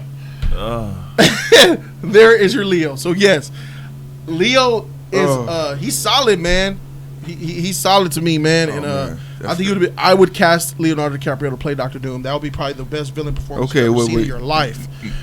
Voiceovers, dedication, passion to the role. Knowing how he's that tall and he got a big old chest. Well, then yeah, because when I think of Leo, I think of small shoulders, Titanic, short, skinny. He's real meaty, man. Well, he's kind of thick. Even in Django, man, he seems short. Like he seems small. He seems that way, but it's crazy. He's taller than Jamie Foxx and Dr. Schultz. Well, only one he's not taller than is probably Sam Jackson. Yeah. He's like 6'2", 6'3". Yeah, something like that. But yeah, that's that was Leonardo DiCaprio. Y'all was looking at, man. That's who I would cast. Now, whoever Marvel would cast, they be throwing me for loops, man. Even DC throws me for loops with their casting choices. Somebody said Jamie Lannister. Yeah, that would be fire. He has the voice. He has the look. He has the Like, I mean, the look doesn't matter because he's behind a mask. He's always behind that mask. They won't show him. If they show an origin, they'll probably show a version of him before what happened to him. Yeah, probably. But I don't know, man. Dr. Doom that I know is just masked Dr. Doom, bro. That's Jimmy would be tight though. But then I don't know much anyway. Dr. Doom though either, so I could be completely totally off. So thank you Sid B for that fire donation, man. Jamie from Game of Thrones as Doom. That's what the novice said. Yeah. I mean, maybe. All right, but let me talk about this. John Cena, stop, Uso. Dr. Doom is Marvel's greatest villain, in my opinion. Dr. Doom is the best thing that Marvel has. Dr. Doom is DC worthy on the Marvel slate, in my opinion. Top tier DC worthy. And I always I want this Doom War thing to happen. When I gave my own face for about 8 months ago, maybe a year ago. Someone asked me and I just put it on the live stream. I would love for one of my followers to find that stream. It's probably gone. But I put my own slate, and it included Doom War. I said, you do Black Panther, you put some Namor, you build Doom, you make Doom War, you go to Fantastic Four film. And I said, make it and I even said it before this phase 4 was short. I said, I will make a mini little phase going into the next. I said MCU 1 was like a mini phase. It only was 5 films, then Avengers. I said that's exactly what they should do. And it's crazy how Marvel actually did a mini little phase, but they didn't do the right movies. So halfway Jody Diamond's there. But I said that they should do Doom and the Fantastic Four and all that leading into their main phase, which would take it into the universe with, Galactus and shit like that. Other Celestials, I guess. But Doom was a part of it because Doom is that dude. And yes, I do think that the script from the Legion creator is influenced by his yearning to bring Doom to the screen. But I also think it's him checking for a job. He wants a job. I get that. That's cool too. Would I take the creator of Legion, his script for Doom, over Marvel's script, the MCU script for Doom? I'll take the MCU's. Wow. It's simple. Okay. Even if they took the script from him, they're just MCU it up anyway. You might as well do it from the ground up your way, MCU. They're gonna tarnish his character, man. I don't. Really? I have to believe that. HC3, I'm at a moment. Man. I know it's Disney, man. I'm at a moment in my life. This is Disney. I can't believe. He's too tight for Disney. He's too tight. He's too tight for Disney. So does your Jody Diamond thing predict? You know what it's gonna be? Like, you expect it? Is that what it is? Yeah. Or you expect change, or I expect that Doom will be made by them the way they want it. But I do think that Doom will be a part of the Black Panther, Civil War, Winter Soldier bubble. Endgame, Avengers 1. It'll be a film like that. It won't be your Guardians, Ant-Man, Age of Ultron, Ant-Man and the Wasp, Iron Man 3. It won't be one of them stupid movies. It'll be one of their good ones. One of the higher tier ones. Okay. One of the ones they actually tried to make good. He's the character that Feige would be like, look, I think Feige's just answering the phone. Ring, hello? Yeah. Ant-Man 3, yeah. You guys good on it? Okay, cool. Do your thing. No. Just do it. Do it. Yeah. You got the budget? $150 million. That's all I'm giving. All right. Ring. Hello. You got the Black Widow? Everything good on that? No. It's fine. $80 million. Everything's good? Yeah, okay. All right. Yeah, I'm on vacation. Bye. Ring. I'm on vacation. Dr. Doom? Bye. Hey, how much you got for the budget? No, we need 200 million. I'll be down there next week, and I'm going to give you guys the gist. I'm already working on a schematic right now for you guys to go by. I'll be down there next week. He looked like Feige will be a part of this. he'll micromanage a project like this, in my opinion. Ant-Man and the Threes, he let Ragnarok, that shit just goes under his nose. He don't give a freak about those movies. But I think he wants to get this guy done right. Because he's that iconic of a character that could trump Thanos. He'll be better than Thanos, bro. It's not saying much. He could be better than Killmonger. Nah. Because Killmonger is an immediate threat, but on a small scale. Yeah. He's big time. He's super grounded. Exactly. Doom exactly. He's on some otherworld type. Exactly. I think that I think Disney is doomed as far as Disney-fying everything else. But I think that Marvel is 80% going to F up the MCU with SJW, Disney-fied, Black, Asian, Hispanic, women, gay, bi, trans, lesbian, what's the one you like, plants and trees and bicycles? Pan. All that shit. Yeah, but I don't think that's going to exist in all of the MCU. I think we're going to have those same, we got 5 films that are good. Endgame, Black Panther, Civil War, Winter Soldier, Avengers 1. Yeah. The usuals. This will be another usual. They're going to put respect on this man's name. They have to, bro. I refuse to believe that they will Disney-fy this character, bro. You can't. You cannot Disney-fy him, bro. You know what happens if you Disney-fy him and Namor? It's over. And Black Panther 2? You're done. Your whole phase is done. You kind of just said it, though. We're walking. We are marching to DC. Any character, bro. Nah, regardless. No, they didn't do it to Black Panther. They didn't do it to Winter Soldier or Civil War. They didn't do it to Cap. They did not Disney-fy Cap. Black Panther was kind of watered down, though. But they didn't Disney-fy him. All right. Black Panther's not the type of character to Disney-fy. Are they Disney? Watered down. Did they Disney-fy Doctor Strange? They added some jokes, but Disney-fy it? I wouldn't say so. They added a lot of jokes in that movie, bro. It did. A little bit more than I like. But are we calling Doctor Strange a Guardians and an Ant-Man and an Iron Man 3? No. And a Thor? Nah. We're not. See? Marvel is trying to put respect on certain characters' name while blending in a lot of Disney magic for characters of this magnitude. Doom. Oh, that magic is going to be there regardless. It's Disney territory. There's going to be some sprinkles on everything. They're not going to hide it. But they'll have serious enough tones to where we respect them. Like Black Panther, like Winter Soldier, like Civil War. Because he's the main character and because he's the center focus. Is that what you mean? Yeah, because he demands respect. I hope so. MCU has not. He got a lot of enthusiasm for this. MCU has, in my opinion, completely just destroyed a really popular character that already had status coming into the MCU. What they've done is they made trash characters be trash in the MCU that were already trash coming in like Iron Man, right? Okay. We love Iron Man. But Iron Man was a C-lister coming into the MCU. Now he's an A-lister. But they wrecked his franchise's booty. Iron Man 1, and that's it. Exactly. Guardians, weak. Ant-Man, weak. Thor, Hulk. You know what I'm saying? Those Spider-Man, yeah, him too. But that's Sony though too. They don't really have full control of Spider-Man. I know.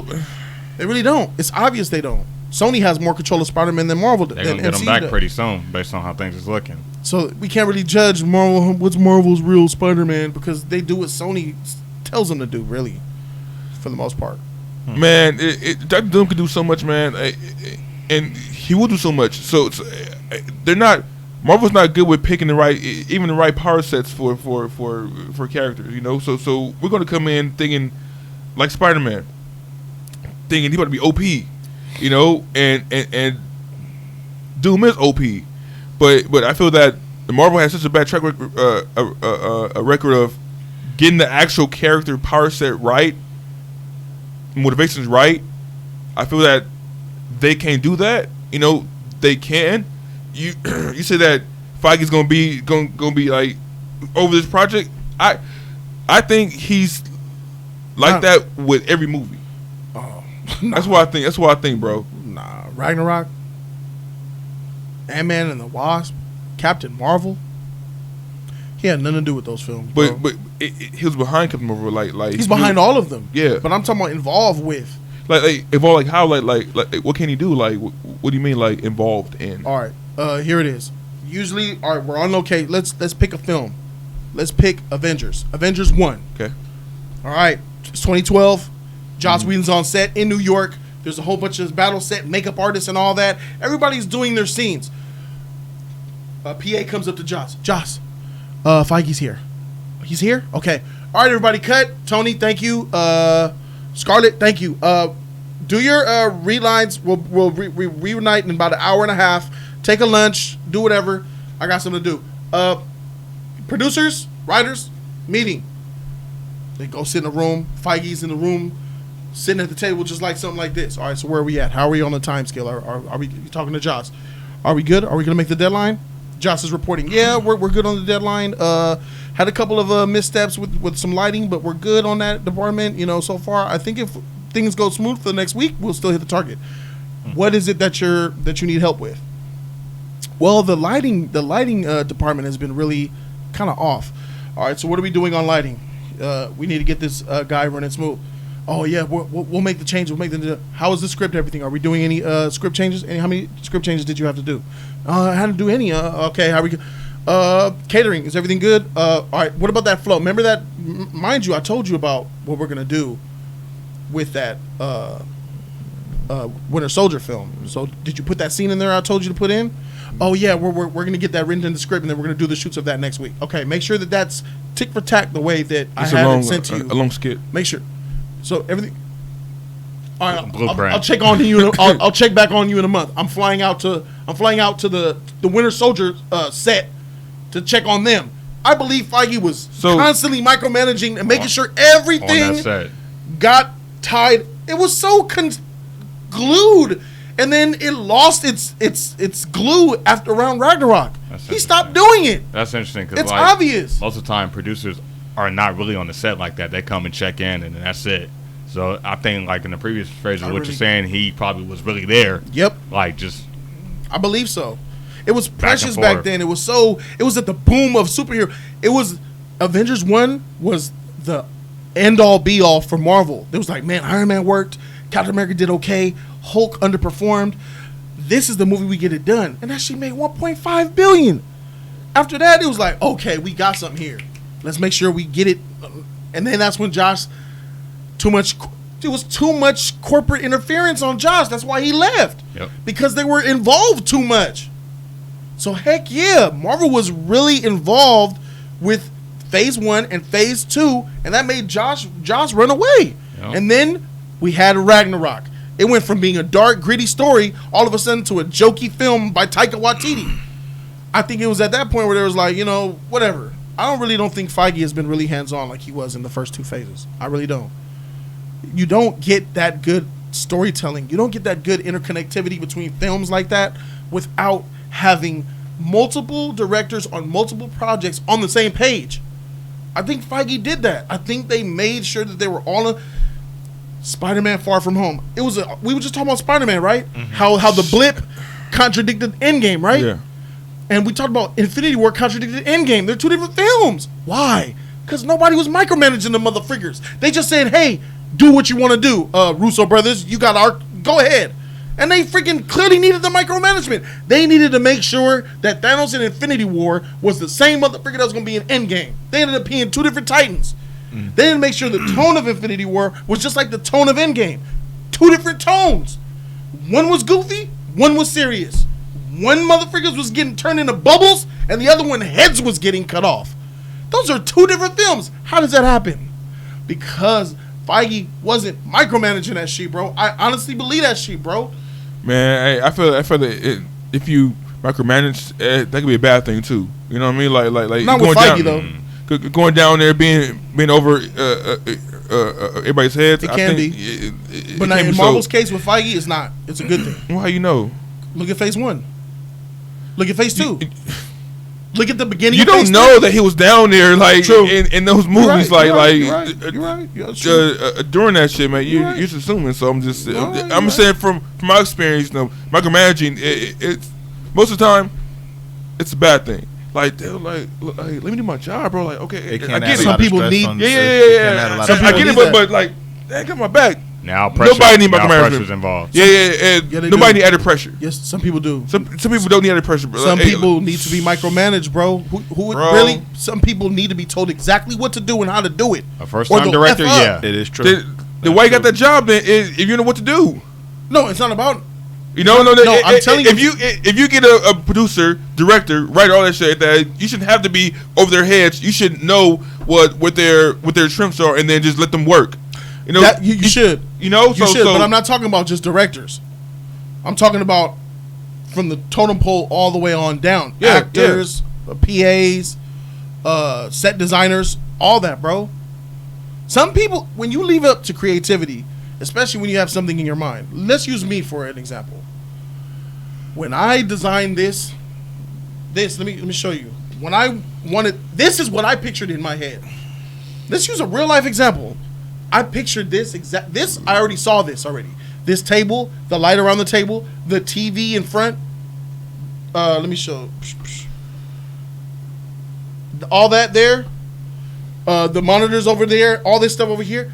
I already envisioned this in my head, bro. And I was remembering me constantly trying to tell y'all what was going to happen. None of y'all really understood what the freak I was talking about. I was talking to J3 about how I wanted, when me and it just lost in communication, bro. Nobody in the Just Us League knew what I wanted creatively until I actually freaking did it. And then niggas walked in, oh, that's what you meant? Yeah. Sometimes, and imagine if I hired someone to do this for me. This shit would have been nothing like this. It would look weird. And it was. I had issues with I had issues crafting this table. I had issues with. I had to change builders two times to find the right builder to make this table because they couldn't understand what the freak I wanted when I have it all done. The walls, the design, the lighting. When you're dealing with your creation, how you want to see something, it's really. It could easily get lost in translation coming from me to you. Getting you to see what I see in my head could be difficult for certain people. Mm-hmm. And you do, and I did need to micromanage every part of what came in here. Because these walls, bruh, lots of issues with just the dimensions and the style of the walls. Motherfucker, these bricks were almost vertical, bruh. But why? Why are the bricks gonna be vertical laying bricks, huh? Oh, because it's easier that way because you're dealing with a 4-foot wall, so it's easier, it's more cost efficient, and it makes more sense for us to do it this because your wall is 3 different pieces. I don't want that, but it's gonna be hard. If it's harder, if it takes more time, if it takes more money, we're gonna do it this way. And that's exactly what motherfuckers get involved with directors, with writers, with music, beats, production. It's all over. Some people need to be micromanaged, bro. Sometimes you got to linger over their head and tell them exactly. I sit back and watch members of the league. I give them specific directions what to do, and I sit there and watch them mess up right in front of me after I just told them. No, not that. Do this. Oh, okay. Not that. This. It happens all the time. Some people, good employees, like you. I don't have to be micromanaged, but some people do. I feel that like you telling somebody your vision and then versus micromanaging them is 2 different things. Like if you tell somebody your vision and then like they don't understand it, it's like you tell them again, but I mean like throughout the whole process, like you got to be over their heads during the whole process if you already told them your vision, So same thing with Feige. Like if I tells them his vision, they're either gonna get it or they're not. There's no point from my experience. There's no point for somebody just to be micromanaging me, over my head because I deal with that a lot. Like I know my job. Like I know what you want me to do. I get it. Why are you here? You know what I mean? So it's like, man, like, it could be added pressure. I think building this versus creating a movie is 2 different things. No, you're talking about creation. I was talking about on a set design standpoint. Yeah. If I'm a director and I want my shot in the snow to be, I want trees. I want 10-foot high trees with snow on them looming off because the winter's ending and they're starting to melt. I want the real slushy snow at the bottom, and I want 3 caves this way. And okay, you come, and it's not the type of trees that would be in snow. You got palm trees in this motherfucker, bruh, with snow on them bitches instead of evergreens. You got dirty, fresh laid looking snow. I said slushy. What's the slushy snow? The snow that's been there, that's already melting. That's really, you got fresh powder with dirt on top of that shit up in here. But the caves don't look like caves that people could be in. But if they put palm trees in with snow, man, like you're dealing with an ignorant person. No, I'm just using that as an example. but I know, but like if I said trees, I guess I should have been specific. Evergreen trees that look like Christmas trees, the tall ones, and they put redwood tree. I don't like that because this and the snow. This is fresh looking snow on the ground. I said slushy snow. Well, slushy snow. What is slushy snow? The snow that's real mushy when you step. It's real slushy, like it's been wet and it's melting. Oh, okay. Well, our snow machine only lays out fresh snow. So what's your job as a creator to do? You got to slush that shit up. I asked for slushy snow. But you gave me fresh snow because the snow machine only puts out fresh snow. So that's you, and a lot of people do that on the job. Well, the machine only does this. People don't take it out in their own objective to go beyond and make it what it should be. You get your buckets of freaking water and lay it across the snow and slush that shit up yourself. How many employees do that? The computer said printed the money out that way. The computer said give him $60 in change, so I did it. He gave you a $20 bill, Mike. Hey, the computer says $60. Sometimes you got to go past that and just use your own self. A lot of people do that in the work field. Yeah, bro. A lot of people do that shit, bro. I don't know, man. In my experience, a lot of people be effing up, man. It's real talk. Yeah. You know what I'm talking about, right, Flash? Yeah. When I work, I don't mind being micromanaged because I don't mind. What's the word I'm looking for? The Russo, criticism. I believe when you prove yourself, micromanaging goes away, and that's what the Russos were. The Russos, I believe, they were micromanaged when they took over Joss Whedon. Make sure you guys can do it. And when they saw that Civil War was epic, Winter Soldier was epic, Feige was they went balls deep on Infinity War and Endgame, to the point where they were like, we're not doing any more Marvel movies unless it's like Secret Wars or something. Yeah. They weren't micromanaged. They gave them free reign. You just got to prove yourself, man. And when you're talking about billions of dollars on the line and a film coming out right, you freak your feelings, bro. I got to make sure that this film come out right. Right. Shout out to the novice, man. $20, man. Shout out to palm trees. I shouldn't have said that. Yeah. It says disagree. If you're right about Feige doing things this way, it started phase 2.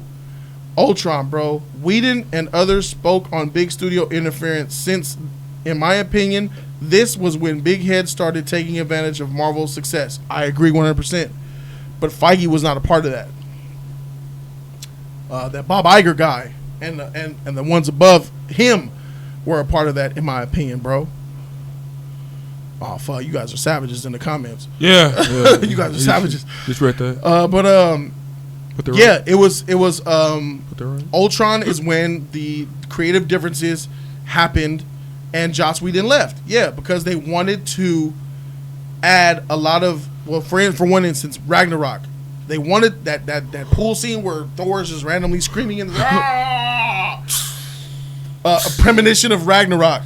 Yeah. That trash. That was interference. That was interference. That was weird. Yeah, you're right. That was weird. That was weird. That was weird. So yeah, yes, that's when the interference started. But I don't think that Feige was a part of that interference, man. I think it was just a higher.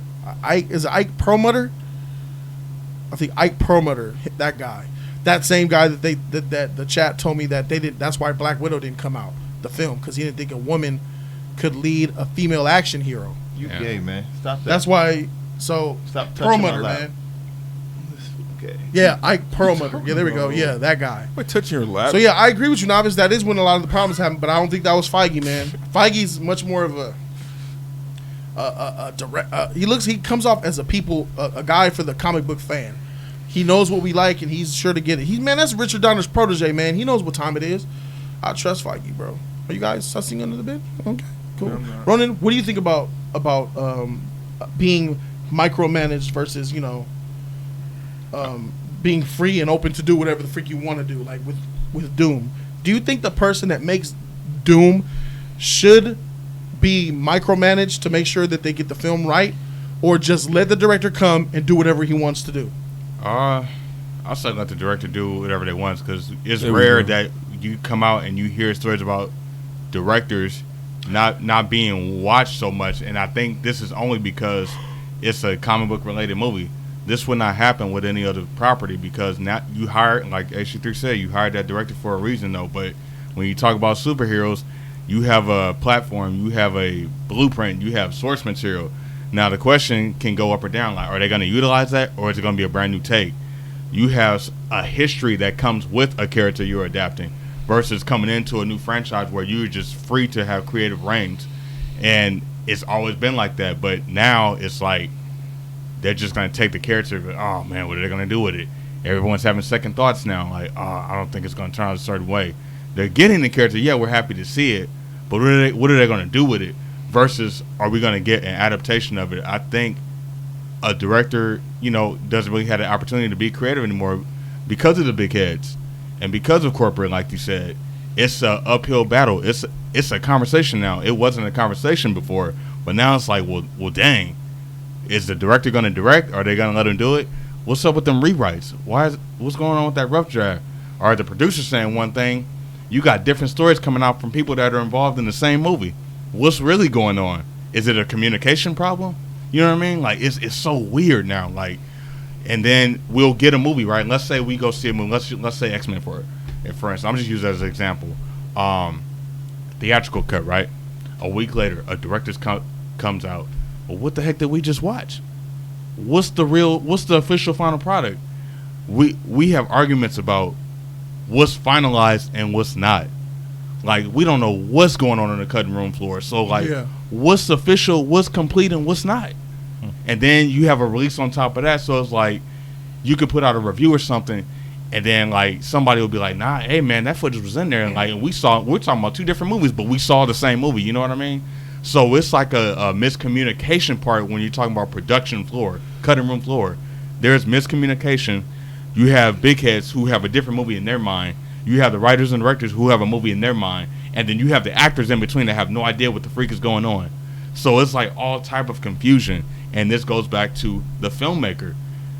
Why was he hired? You hired this person for a reason. The producer has a connection with this writer, but does the writers know what's going on with everyone else? I think it's a miscommunication platform.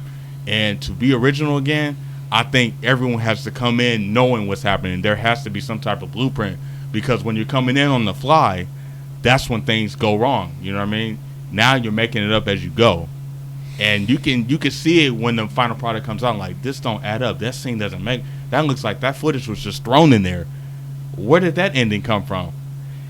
You know how, I'll give you another example, like a show. There could be a plan for a show to have like 1 or 2 or 3 seasons, right? You get to the finale, they kill everybody off, right? And what's the reason for killing everybody off? Well, we know our show ain't coming back on the air. We're gonna kill everybody off. So it's like, well, damn, okay. But in the beginning, it had the potential to be, to keep going. But then you get to like episode 5 or 6, and then you start seeing the show decline. Like, oh, wait a minute, something's going on. And then maybe episodes got declined, maybe episodes are taken out, and then everyone just dies and kills off. But then it ends, and it's a good ending, but it's not the incomplete ending you wanted, to where like, oh, there could be more. We ended it because we know we're not coming back on air. So it's just like, man, they'll take a deep dive, and when you take a deep dive, it means that they didn't believe in their property. And I feel like they feel like people are losing excitement and hope in it. So now they're playing this safe with those. Like you said, we know it's gonna be Disney-fied in Doctor Who, versus what Jody was saying, like, this may be a different kind of potential because they're focused on just Doctor Doom. Mm-hmm. He's not a special appearance or like a hidden Easter egg. The movie's about him. But now it's like, are they going to do it? That's the question. Are they going to do it? You see what I'm saying? I agree with everything that you said. But there's a clause that's tied to that for me to agree with it. That entire ideology I agree with only for proven directors. Only for directors you believe in, that you know can do. I am not doing this with a no-name, off the street, never directed a big feature film director. I am going to make sure that that director knows the plan and conforms to the plan. I'm not going to just give my keys to my franchise and this character over to a director who, yeah, I understand the form of direction is being able to be creative and do it, take full control, but not when you're coming into the MCU, man. Not when you're coming into a place that's been forming plots from many different movies to make one story. I'm not doing that. I don't know how you feel about that, Ronan, but I'm on Nolan. I'll say it for big you properties. You have lots of directors that have names out there. Tarantino, those are Spielberg, huge ones. Yeah, Spielberg, who should allowed to be creative. Spike Lee, Carpenter. He Carpenter, has creative freedom. These are directors that should you hire them, they do whatever the freak they want, and you put the movie out. That's big money right there. Yeah, that's what I'm saying. And I agree with everything you said when it's tied to that. My man Squeezy said, Jody reminds me of that villain from Iron Fist who killed his assistant over some ice cream. You had one job, freak micromanaging. That's disappointing. That's very disappointing. He killed him, bro. Bruh, that's the best part of Iron Fist, man. Was that freaking guy? The ice cream death? I forget. What was that guy? He was the villain. Yeah. His what was it, the father? Yeah. I forget his name. It's been a minute since I watched, but that was a good scene though. Killed him. It was funny. Shout out to you, man. All right, but that's it. We got to go ahead and move on to the last topic of the stream, man. And in order to do so, we're gonna usher in the sponsor's choice. What the heck is the sponsor's choice? Tier 1. We talked about it. Tier 1 members get to choose their topics to be aired on this show. They get to choose, and this is a sponsor's choice topic. We are talking about the Joker film hype, baby. Yes, this is special shout outs for Benji97. He's 22 years old. Today is his birthday. Happy birthday, Benji97, bro. Happy B-Day. Happy birthday. He also happens to be a tier 1 member. Side with it. So he wanted us to talk about the hype that is of Joker, because Joker's being talked about as being that film of the century, bro. I expected it to be. The stuff that I'm hearing coming from this freaking movie is insane. A lot of screeners have been shown, scripts have been leaked, and people are talking about the Joker film. We're 2 months away from the Joker film. In fact, we're going to New York for Comic-Con, and I believe the Joker film comes out October 2nd, the day, or the 3rd. It comes out the day we land in New York. So hopefully we'll be able to catch the movie with some of our subscribers in New York. That would be fire. So anyway, so let me just talk about something right here. There's talks about Oscar nomination performances already. So even though it won't be released until October, it's already being discussed as one of the year's leading contenders to take home some of the most prestigious awards in film, specifically at the Academy Awards. Instead of being teased at comic book conventions like regular superhero movies, it's being treated more like a prestige film with premieres at taste-making venues like the Venice Film Festival and Toronto's International Film Festival. Addition premieres and other film festivals, and the pedigree of the cast and the crew behind the scenes already gives this film a seriousness and gravity that eludes most comic book films. The film looks to be introspective, street-level crime drama, almost certainly influenced by the works of its former producer, Martin Scorsese, which is a point that the movie's marketing seems to push. Fittingly, the film has an air about it that is very similar to the crime dramas that Scorsese is known for. So, the producer talked about how unique it was. He went into putting in so many quotes, and he said, while most, the article also says, while most superhero films are special effects showcases built around action set pieces, Joker appears to be taking a different approach to the weighty subject matter. In addition to looking at the birth of the Joker, the period piece to look at leads and Gotham City as a whole through the lens of modern ideas and serious social issues.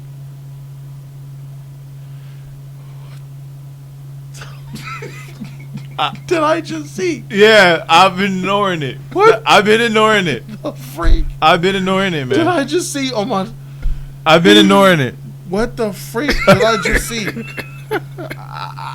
I've been ignoring it, man.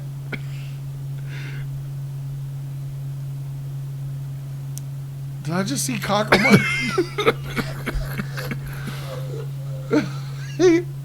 AC3, bro. Were you just holding No, what? Were you... No. Wow. Don't put that on me.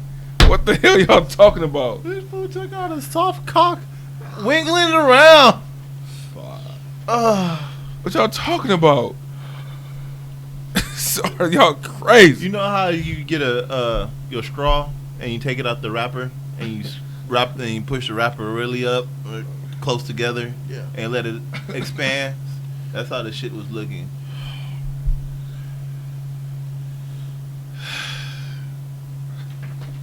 My troubles, Jody.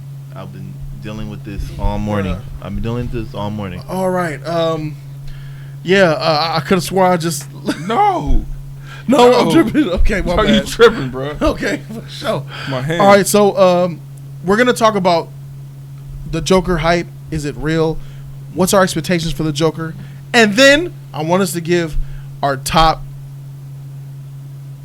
5 most powerful performances in a superhero movie. Oh, man. Collectively. Everybody doesn't need to have a 5. Okay. So everyone can nominate one, and we're going to give our top 5. Sound good? Sound good? Yep. Lieutenant Aldo Rain. Where the freak is the sheet? I'm tired of this sheet. There it is. Okay. All right, so let's go ahead and begin. So, the hype for the Joker is real. I do think that the Joker will be a great film. It looks like it's setting up to be something special. Greatest of all time performance. That's what people are throwing around, bruh. Heath Ledger, man. The Dark Knight, man. Better or worse than Heath Ledger's performance for The Dark Knight? HC3. Man. Let's go there. That's really gonna go there. I'm going there, bro. You hear this hype? This hype didn't exist for The Dark Knight. That's a heavy load right there, bro. I feel that even though QU says Heath Ledger. The Dark Knight. Look, I haven't seen this movie yet. You know, so I know. It's like it's. I know. It's a prediction. We're just going by what the trailers. You know, Going by the trailers. You're going by the word of mouth. What you're hearing. The actor. Who's directing? Who's producing? I feel that Joaquin Phoenix is a better actor than Heath. Okay. Does he get the Jokers out the way? All right. I feel that he's a better actor than Heath Ledger. All right. That's my opinion.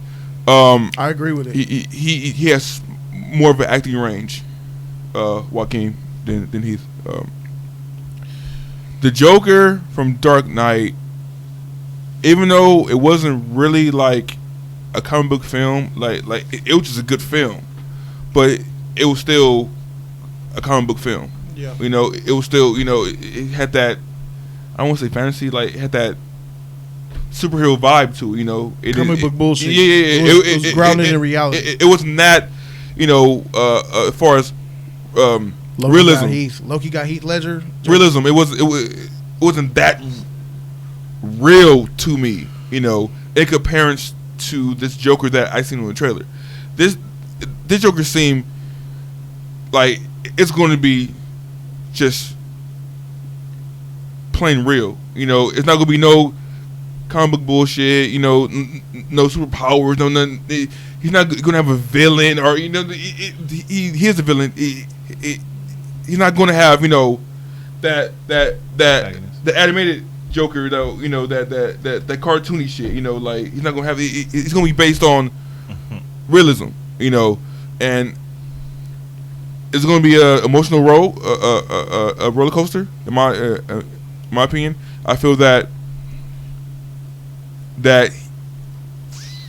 from the beginning of him getting beat up, man, on trains, of him, you know, dealing with his mother, you know, and the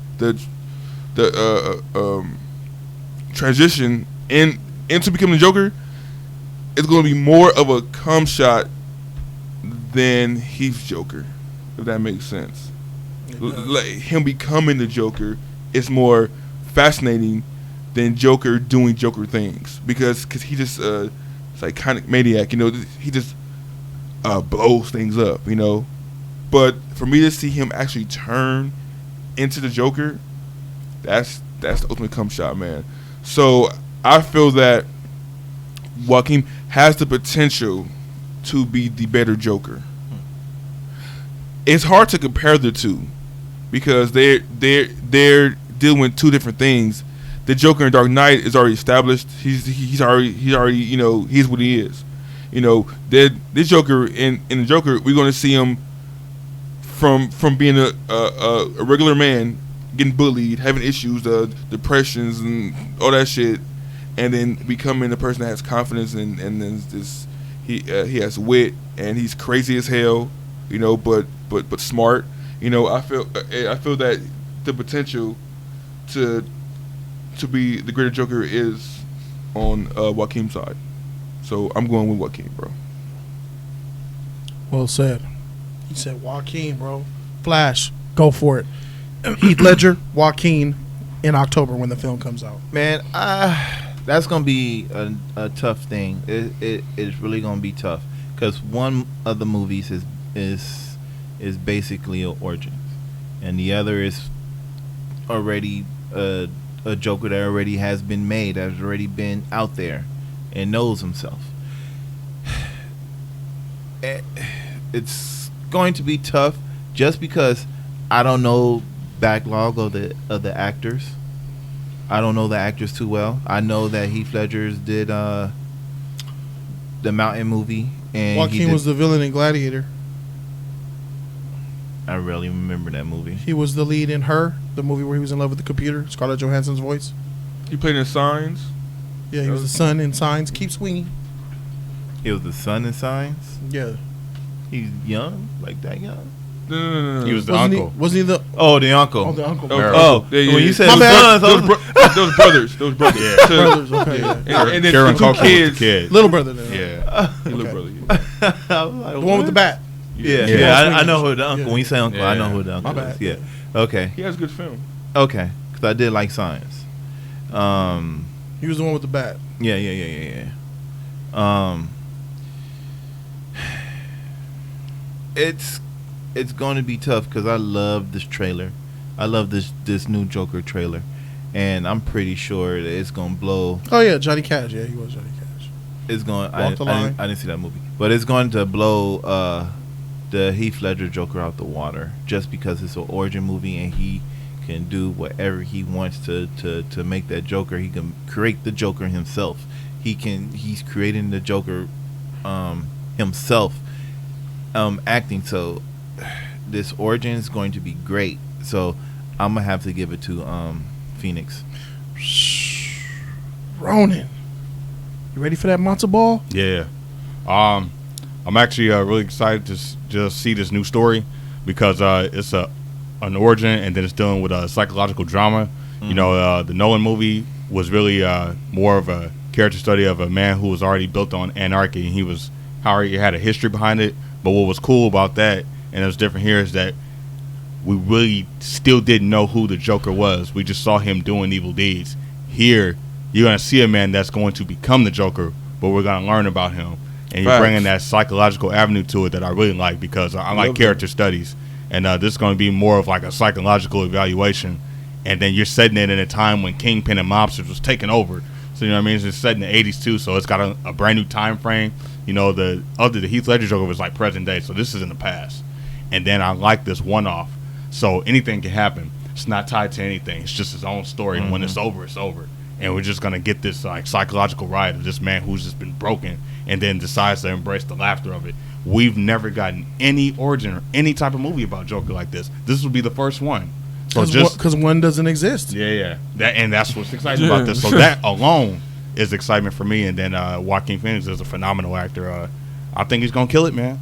I think the idea of who's the better Joker, I can't wait to have that conversation because just because one person did it it doesn't really necessarily make him the best until you see somebody else kind of partake on it, because we give Heath Ledger the praise because he brought that psychologicalness to it. He was a character first.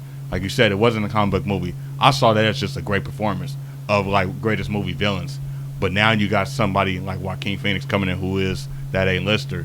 Now it's going to be interesting because now we got A-lister? Two different kind of Jokers coming in with like two different Titans, man. I mean, nobody is talking about Cesar Romero or Jack Nicholson, but the iconics that they did have, it was different because of those movies. The difference with Jack Nicholson was that, you know, you had the Tim Burton whole mashup, and he was just playing like the typical mobster, kind of like Kingpin, you know what I mean? But these two actors explored Joker in a way that they have never been explored before. The difference is this is an origin. The other difference is we got to see Joker with great dialogue and do things.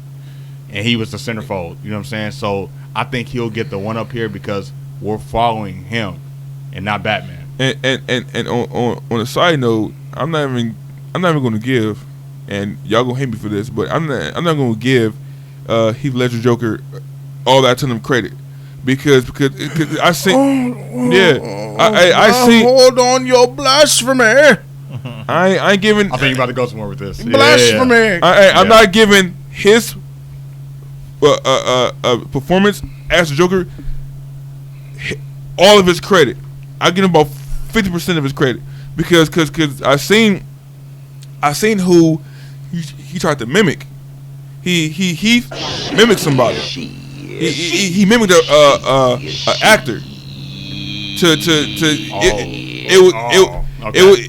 It was a scene or a movie that I seen way back in the day. I don't know how far. I saw the video.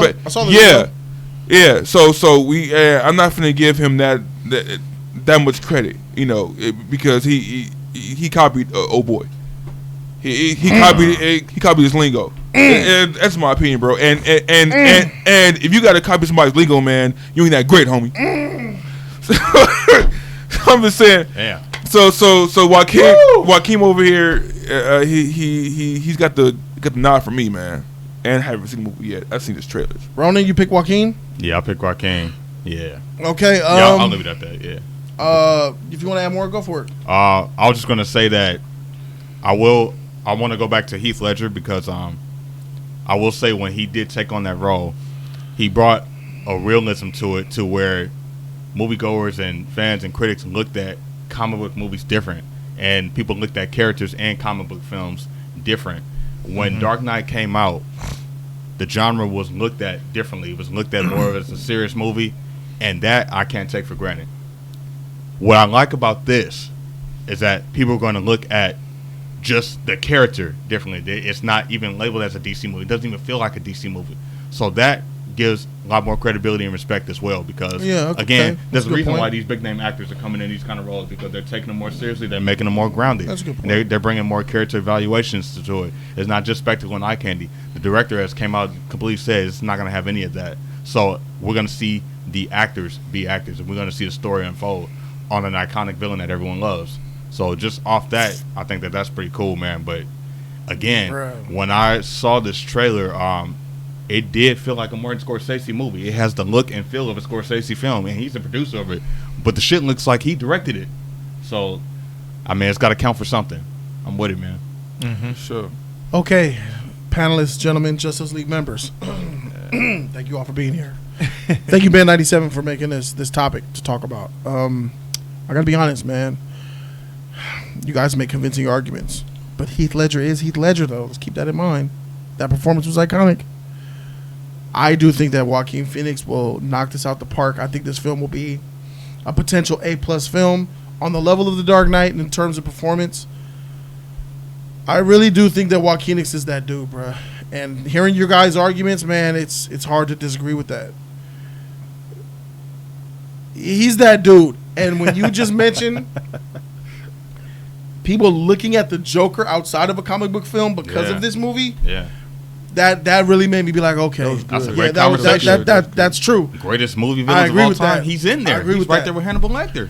But one thing I will not do, and I refuse to do, is take away the benefit of the doubt from that man, Heath Ledger, in The Dark Knight. I am not going against him. He is the reigning supreme best Joker of all time, and I'm riding with Heath Ledger as still being the best Joker of all time. You traitorous bastards! The audacity coming out your mouths. Yeah, I understand this is fire, but we predicting that Heath Ledger's performance is gonna get outdone? Man, already? That's a dope conversation to have. Because go ahead. It has to happen, man. Because treachery, conversation keeps things heresy. That like comparison and I will find him. Keeps it fresh. It keeps things fresh, bro, and it keeps things in perspective. It's good to see different sides to like different actors portraying like a different take on a character, man. And I think it's gonna be dope to see, man, because Heath Ledger came out and did his thing, though, but can't do it. Nobody was really checking for it until we saw what Nolan did and how he was able to bring light to him. Can't do it. But Joaquin Phoenix is an actor that has credibility. Like, oh, he's playing Joker now? Can't do it. I can't do it. Y'all take Heath Ledger, I'm Ronan. yeah, I know. Do you remember 2008 what it was like? I was not ready for that. I was expecting a Batman sequel, and I got hit with that shit. Rocked me to my core. That's when true. Joker blew up the MCU, the Major Crimes Unit. The Joker, he got away. The Joker planned to be caught. He wanted to be locked up in the MCU, and it showed that car, and it played that dark tone of the bass, and it showed Joker. Yeah. In that car, in that seat, I was like, this motherfucker's real, bro. I never felt like that for no villain, bro. Like, this motherfucker's real, bro. I get you. He ain't to be F with. He playing on that shit. It was. I remember how I felt seeing him outside that car with that bass line hitting after all that damage that he done, just going crazy. And I was like, okay, like a wild dog. I was like, all right, this shit is certified. Will I get that feeling from Joaquin Phoenix's Joker? Maybe you'll get that, but this is lottery numbers. I mean, even so, like, I can't fathom. You get that, but in a different light. Just described. Do you want that again, or do you want something new? I want it again. I want that again. Or even further. New. I want that again, because that's the standard of Epic. Go further. Right. That's the staple. I mean, I'm not going to be greedy. Further? Further. I mean, further than Heath Ledger? That's hard to fathom, bro. Yeah. That's but hard Joaquin to fathom. Is that actor that I think can do it. You're blowing my mind. And I'm not going to get off my horse. I'm riding Heath Ledger, bro. He did it. But you are. He hasn't done it yet. Broke back. Or maybe he has done. But you are. I bet you are right now. Yeah, because like when we heard that Heath Ledger, when Heath Ledger was going to be the Joker, everybody did not want to see him as a Joker. I was one of them when it first started. I was one of them. Yeah. How this gay guy gonna be under Joker? How this gay just got his back broke? How he gonna be the Joker? He got his back. Is that why it's called Brokeback? What the heck? You know when they say, I'm gonna break her back. I'm gonna blow her back. I'm gonna break that back. Is that why it's called Brokeback Mountain? You saw it? Why? No, what? Oh, you did? No, I didn't. Y'all effed up. Hey, you saw it though, right? No, I didn't see it. Ronan, I did. You are Ang Lee. Wait. Hey. What was there any actual sex in that? Like, did it show like cowboy two men sex having sex? We think Peter got the freaking cowboy butt sex. Cowboy butt sex. Okay. Cowboy butt sex, bro. I think the horse was the only one who saw that scene. Yeah. Man, Ronan, I didn't know you was down for this Team Sus this whole time, brother. You like to watch gay porn? Bro, he don't play that. Yeah, I know.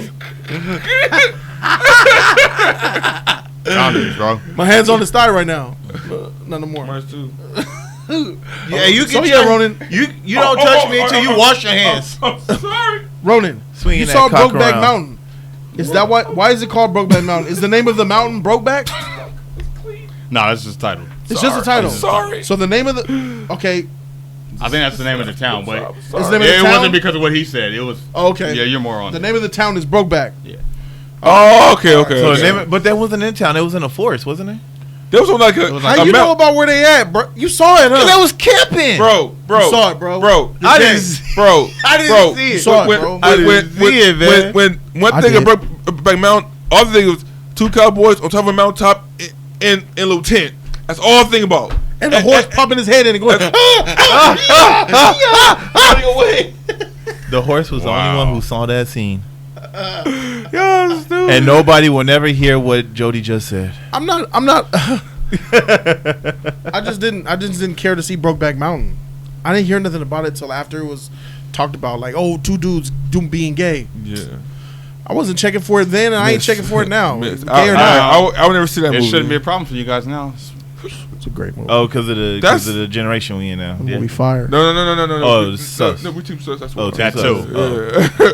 Double points. Love that movie. Yeah. Hey, we're Sus. We're not gay, man. It's different. Yeah, sus and gay are two different things. I don't get What's turned. wrong with the movie?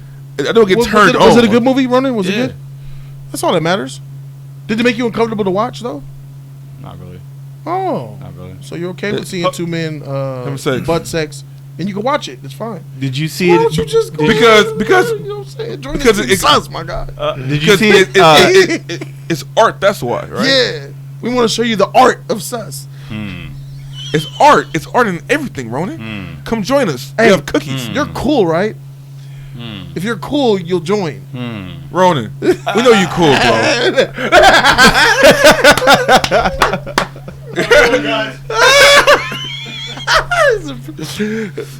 He went all the way out the door. He sold that shit. He sold that. I have a question. He sold that. It was a millisecond there. I really thought he was gone. Again. Oh, Okay. There we go. Okay, I have a question for you, Ronan. Did you see it in theaters or did you see it at home? Cable. Oh, Cable okay, TV, so saw it at home. All right, so look, on. I just can't ride with you guys on this, man. I think you guys are being blasphemous to the great Heath Ledger. May he rest in peace. Freak you traitors.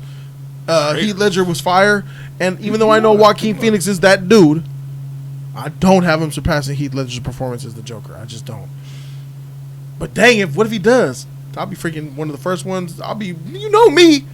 I'm all about that good performance, man. I'll be pushing this film like tomorrow. For sure.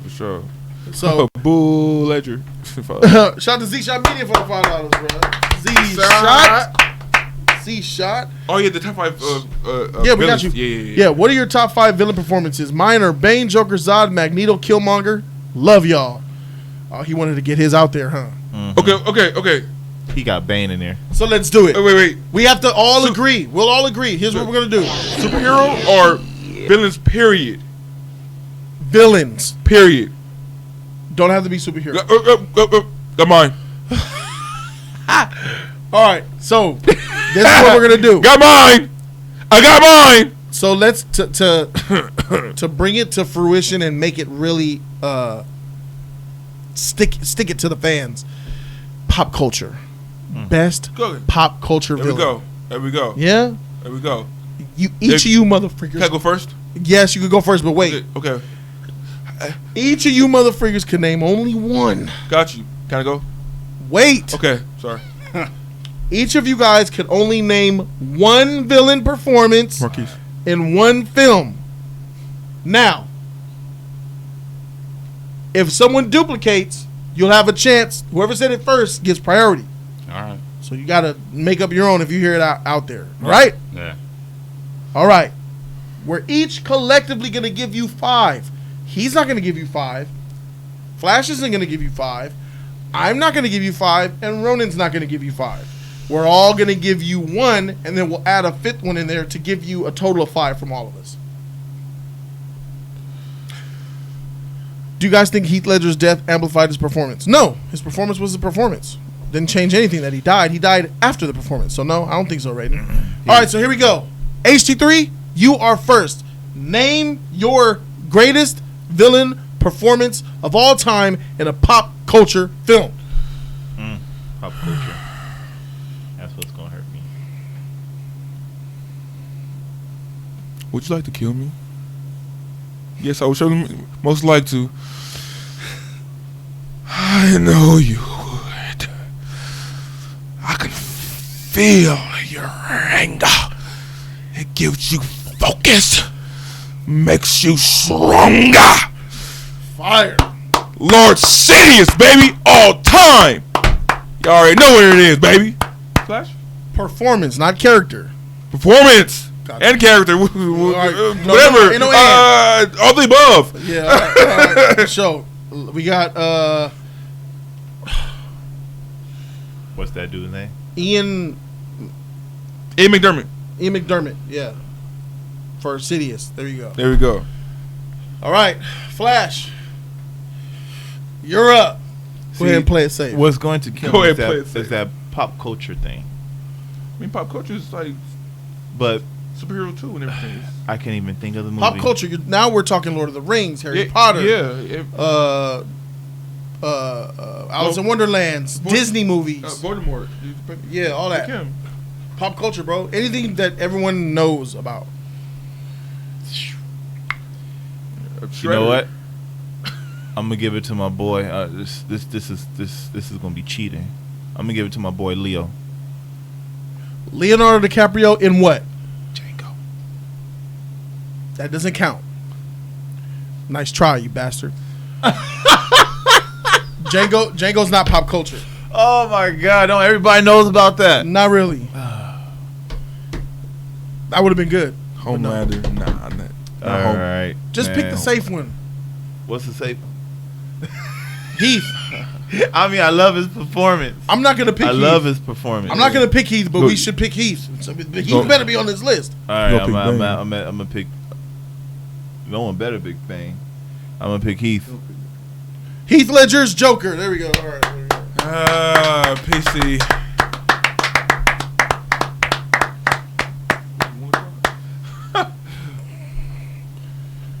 Am I next? Or? Okay.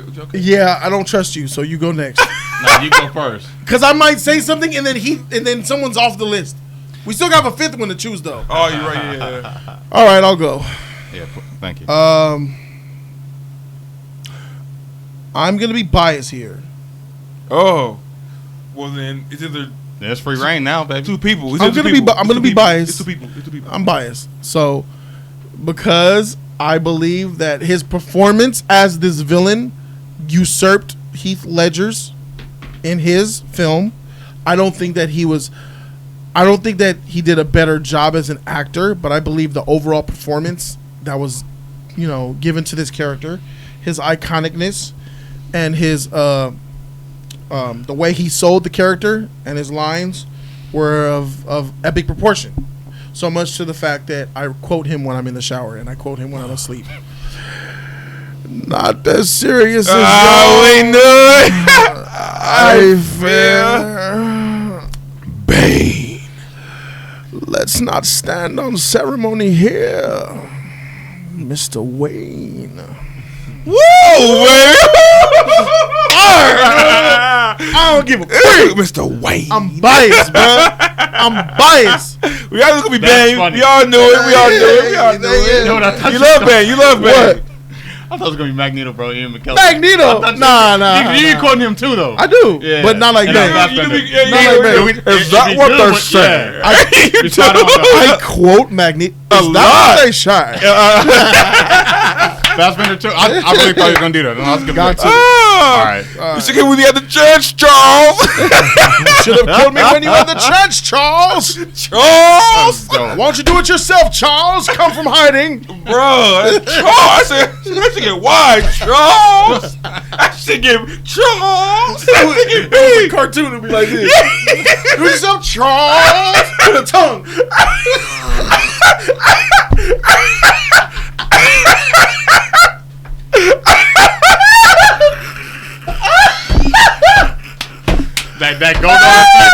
That Goldar effect. Rangers.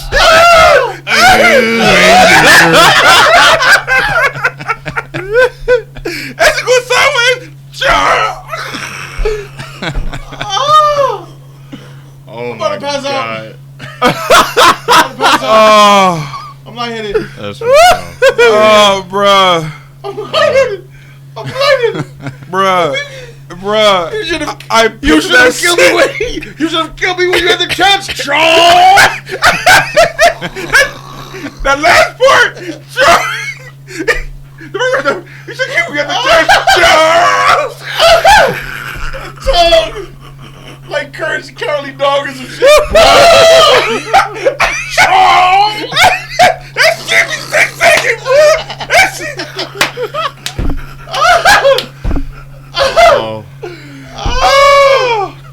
Oh my god, my head is hot. Oh. My head is hot. Oh.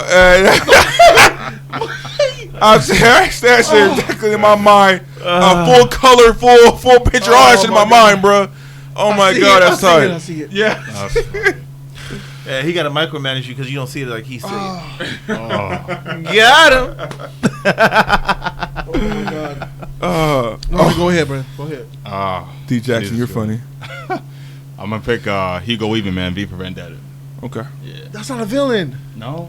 It's not a villain. All right, can I pick another one then? Yeah. I think he's up there though. Do you need heck yeah? But if he's not a Is villain, that that's pop why. culture? That's pop culture. Yeah. Okay, Pop culture. Okay, Yeah, he's not a villain. He's a hero. You can say he's the hero in my eyes. Yeah, but you know that big voice gives me chills. My G, that's right, Greg. That shit chills, bro. Hey, be safe, man. Just pick somebody in the MCU. Say Hugo Weaving. Nah, I can't do that. He's psyched, man. Yeah, he's a hero in my eyes. Hey, MCU, man. MCU, man. Just, come on. We all know. Awaken Fox, the Fox of Awoken.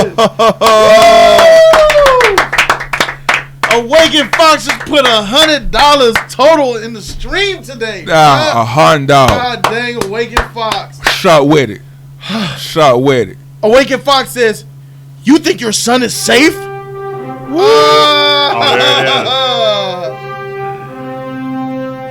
Yeah. You think your son is safe? Wait, look. No. I will find him. Laura. I will find him.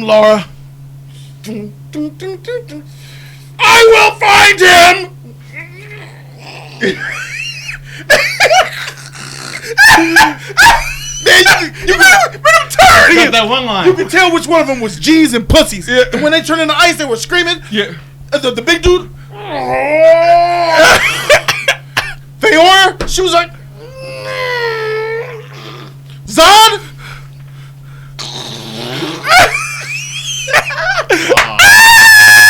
That nigga had no words, bro. He didn't even moan. He sat there.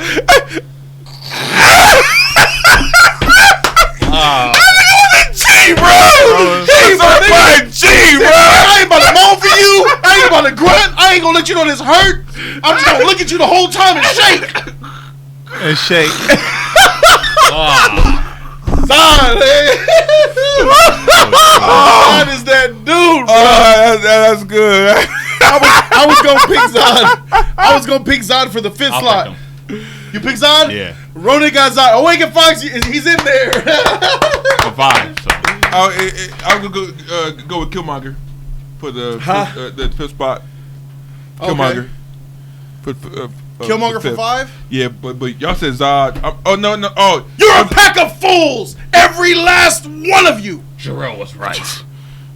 Yeah, bruh. When he was just sitting there keeping himself reserved, he just exploded on him. Man, Zod's that dude, and he did top 5, bro. Michael Shannon, man. He did good. Michael freaking Shannon killed it. So you pick Zod? Heck yeah, he picked Zod. I'm glad. So 4. Sidious. Yeah. Okay, we got okay. Darth Sidious. I couldn't pick what I wanted. Heath Ledger's Joker. Zod. Bane's Venom. I mean, we can't put V on there because he's not a villain. I get it. Okay.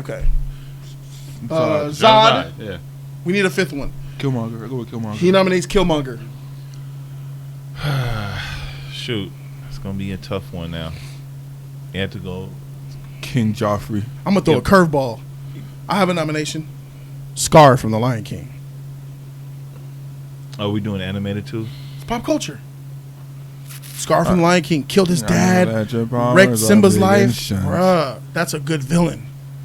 Scar, fight at the end, had everything you wanted. My words are a matter of pride. Someone said Daenerys. Y'all, yeah, free. Daenerys. Hey, man. It was Ben, man. Season 8 Daenerys. That's funny. Now, this one's going to be tough, man. Because a lot of the villains that I love, Psycho Rangers, they're not pop culture. That song was as a warthog's backside. You know what? But as thick as you what are. About pay attention? Is the Matrix pop culture? Yeah. Because I'm gonna go with who said it first? What was that? Agent Smith. Agent Smith. His name is in Spanish, huh? No. Okay, you want to nominate John. Agent Smith? You nominate Agent Smith. Okay. All right, Agent good Smith. nomination. Good nomination. You Good, want to win? good answer. Good answer. Good answer. Show me potato salad, bro. Show me TV. Okay. The third one too. Shit. That type of answer on the Steve Harvey sheet. You know how they linger before they show you that X because it's a good one? Show me the Joker.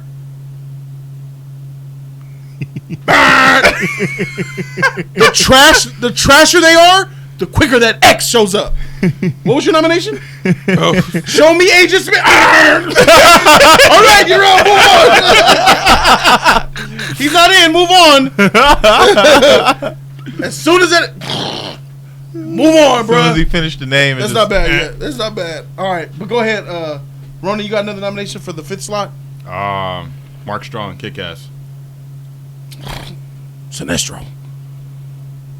Sinestro, bruh.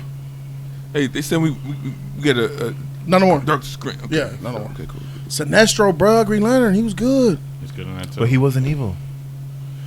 Okay. Thanks, Flash. All right. So now what we have to do? Who you pick? Oh, yeah, and you This is how we're gonna settle it. Sword of the Morning said Cersei. you pick Scar, right? Oh, Cersei. Fuck. I did pick her. Fuck. You pick Scar, right? The way she died. Sword of the Morning. I know. That they kind of put The a way she died, man. Yeah. Season 8 wrecked everything. yeah. Kaiser Soze is great. Gives me chills. Love from the UK. Yes. Who's that? Usual Suspects, Kevin Spacey, Bryan Singer. Oh. Yeah, Kaiser Soze. Oh yeah. Okay, yeah. He was. I like he was that. dope. He was dope. I like that. He was dope. Dang. The purple man. Here's what we're gonna do. C5, that's Here's what we're gonna do. man. Does everybody have a phone? Yes. This is how we're gonna do it. You go to your text messages. Each member of the league. Mine's there right now, so it's all good. Okay, so, Oh, so there's you more. can be verbal. Ron will be the only verbal one. Yeah, let's go. You have to vote for one of the nominations, and it can't be your own. Okay, that makes sense. You have to vote for one of the nominations. So we had Gotcha. Scar from Lion King. We had Zod. Zod. No, Zod's in. Okay. This is for the 5th one. You Oh, have for another the fifth one, nomination. okay. Do you have another You nomination? didn't pick one. No, I Killmonger. did. Yeah. No, you didn't pick one. What was it? I think Kick-Ass, Mark Strong. Yeah, Mark Yeah, Strong. yeah, Mark yeah, Strong, yeah. So Mark Strong, My bad. Scar, Michael B. Jordan. Michael B. Jordan's Killmonger, Mm-hmm. Flash. You had Agent Smith. Yeah. Put your votes in for someone else's other than your opinion.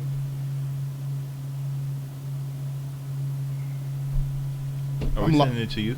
No, just keep it in the text. You have to visually show it. All right.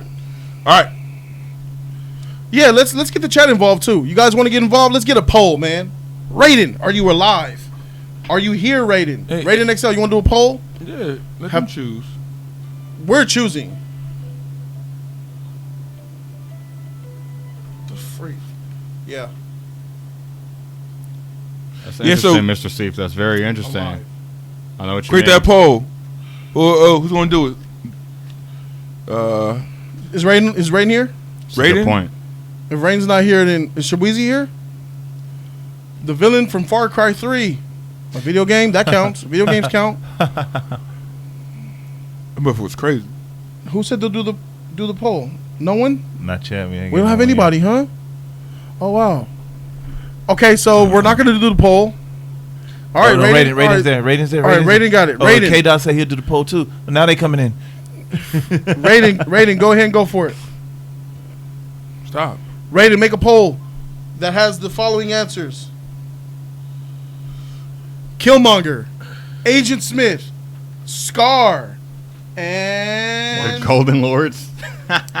the one no one's going to pick.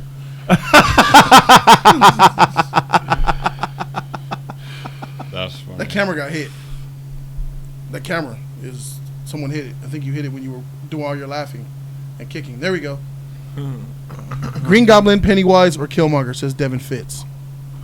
All three of those are pretty good. Oh, I should have picked Green Goblin. Darth Sidious, he's already in, man. Come on, man. You already know you're already in. So far, we have 4 villains. We have Darth Sidious, the Emperor. We have Bane from The Dark Knight Rises. We have Heath Ledger's Joker from The Dark Knight Rises, and we have Zod from Man of Steel. Zod, yeah. Hey, don't assault Heath Ledger Joker with that Rises bullcrap. Oh, I'm sorry. What happened? There's a J.K. put a lot of Negans. No. Didn't he only come for like 2 seasons and leave? No. He's still here, but just he got watered down a lot. So no. He only tied because he killed 2 of the members. He bashed people's heads in the first season, but then after that he was washed. When he first came, he was epic. First 5 epic. episodes, it was fire, bro. But then he was punking him. He'll drop. Hey, what's up, man? You supposed to be sending me some stuff, so since you didn't send me nothing, I'm gonna take him. He didn't really kill anybody else. Like damn, like he was just anyway. But yeah, no. E dominates Santa Claus, and if you ask him why, he will say, Nah, JK. "I never got a gift, man." What? E nominates Santa Claus. He said E nominates Santa Claus, and if you ask him, he said, "Cause I never got a gift, man."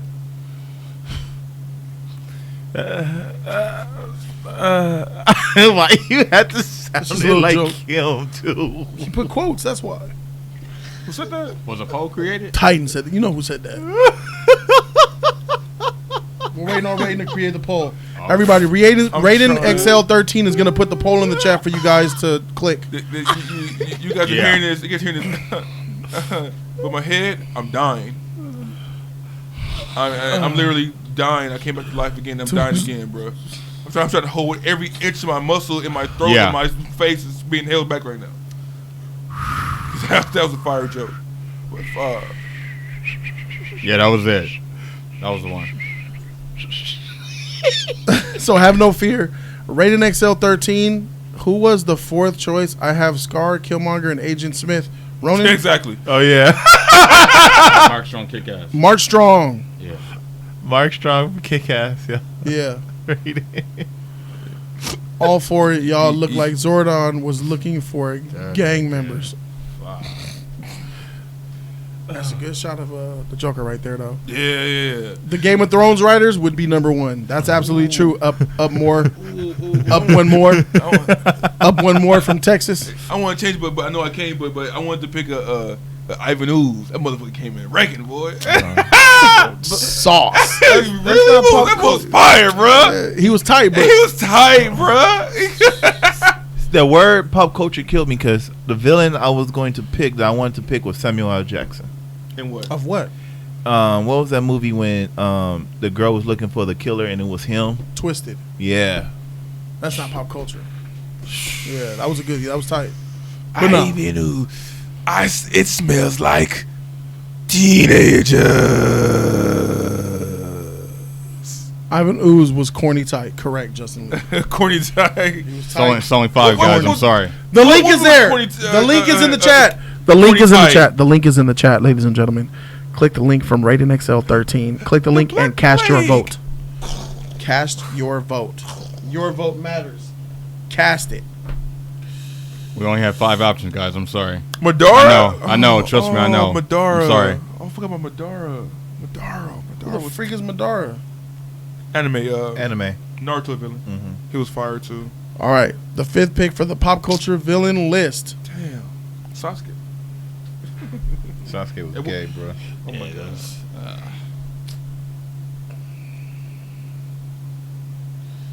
I did not think of Madara. You guys are so right.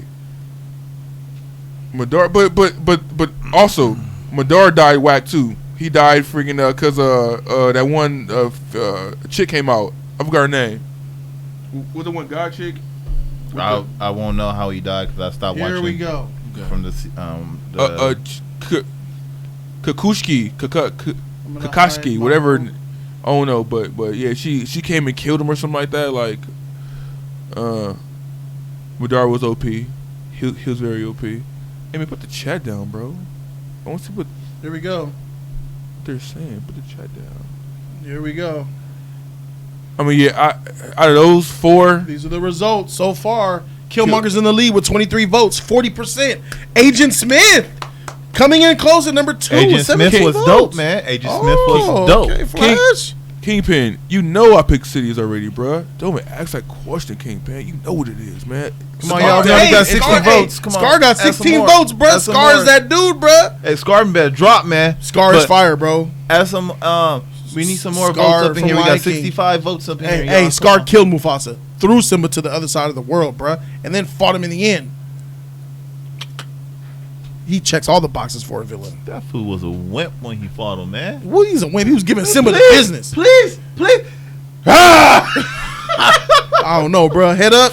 Scar would have wrecked ashes Simba, bro. at his face. Scar would have killed Simba had he not get thrown off the cliff. Nah, bro.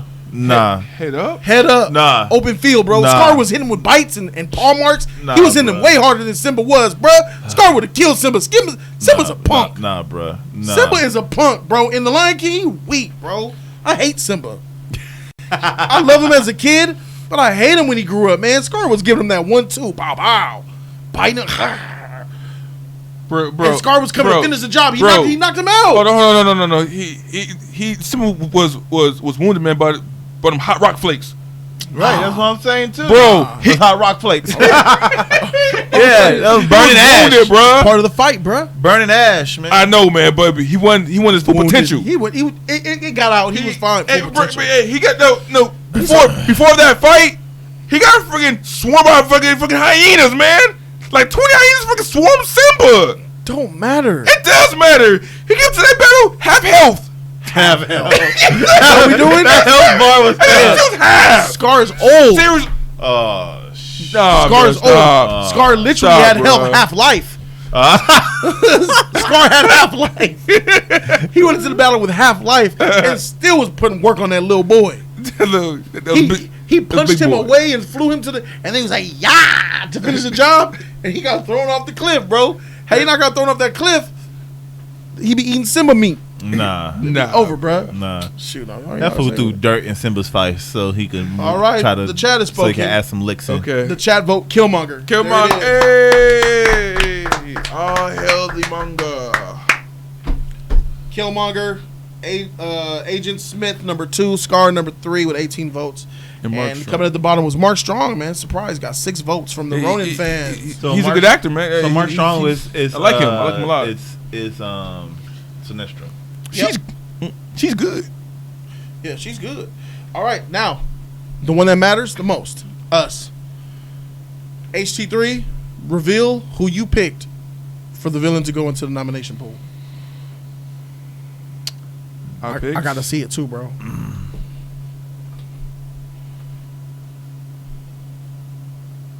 That's the wrong thing you showing. What the freak?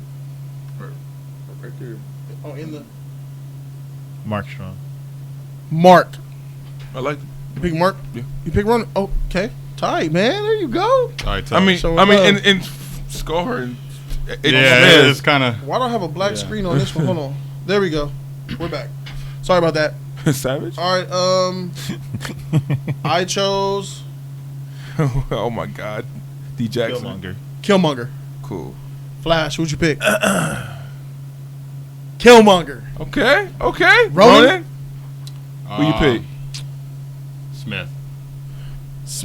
That's right, Smith. The 5th vote is Killmonger. Killmonger wins in both categories. Why? Because he's that Mr. dude. Anderson. So He's that dude. here is our top 5 villain performances, villains in comic book pop culture movies. Darth Sidious from Star Wars. Heath Ledger's Joker from The Dark Knight. Bane from The Dark Knight Rises. Ah, yes! I was wondering if I would get voted in first, but I was third. One of you must die. Ronin, Man of Steel, Zod. And last, Jordan, what's his name? Michael B. Jordan. Michael B. Jordan's Killmonger. Jordan. That's the top 5, brother. And the stream went a whole entire hour over the time lot. But hey, we started late. We gave y'all a late show. Thank you guys I see you, so Jay. I see very much. Oh, Butt Craver says the Far Cry. Yeah, we already got that. Cersei, all that. Thank you guys so very much for watching this episode of Jody's Corner Live 32. This was fire. Shout out to happy birthday to Benji97. It's your 22nd birthday. I see you, Jay. Thank you for voting as a sponsor's choice for this topic. It was lit. Thank you guys so very much. Awaken Fox on fire, man. Titan Gaines. Shout out to Titan Gaines. Sid B. Z-Shot Media, bruh. Squeezy, the novice, man.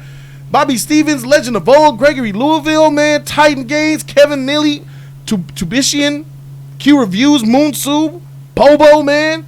Man, shout out to all y'all, man. Yeah. Brandon B. Louisville. Bobby Stevens. Man, shout out to all y'all for showing love, man. Thank you to the moderator. Thank you, Ray XL, for making the poll. Shout out to Crazy Uso for being able to hear us at work. Shout out to those motherfucking tokens and sponsors up in the chat right now, man. Thank you guys so very much. You'll see us on J3 Entertainment tomorrow on his channel. We'll be on Jody's Corner Live here for the Just League live stream next Wednesday. See you guys then. Thank you guys so very much for watching. I'm Jody Joe. This is Ronan Joe Genji, the Cyborgpedia. That is Flash, and that's HT300. We are the Just Us League, and we out this thing, man. Deuces.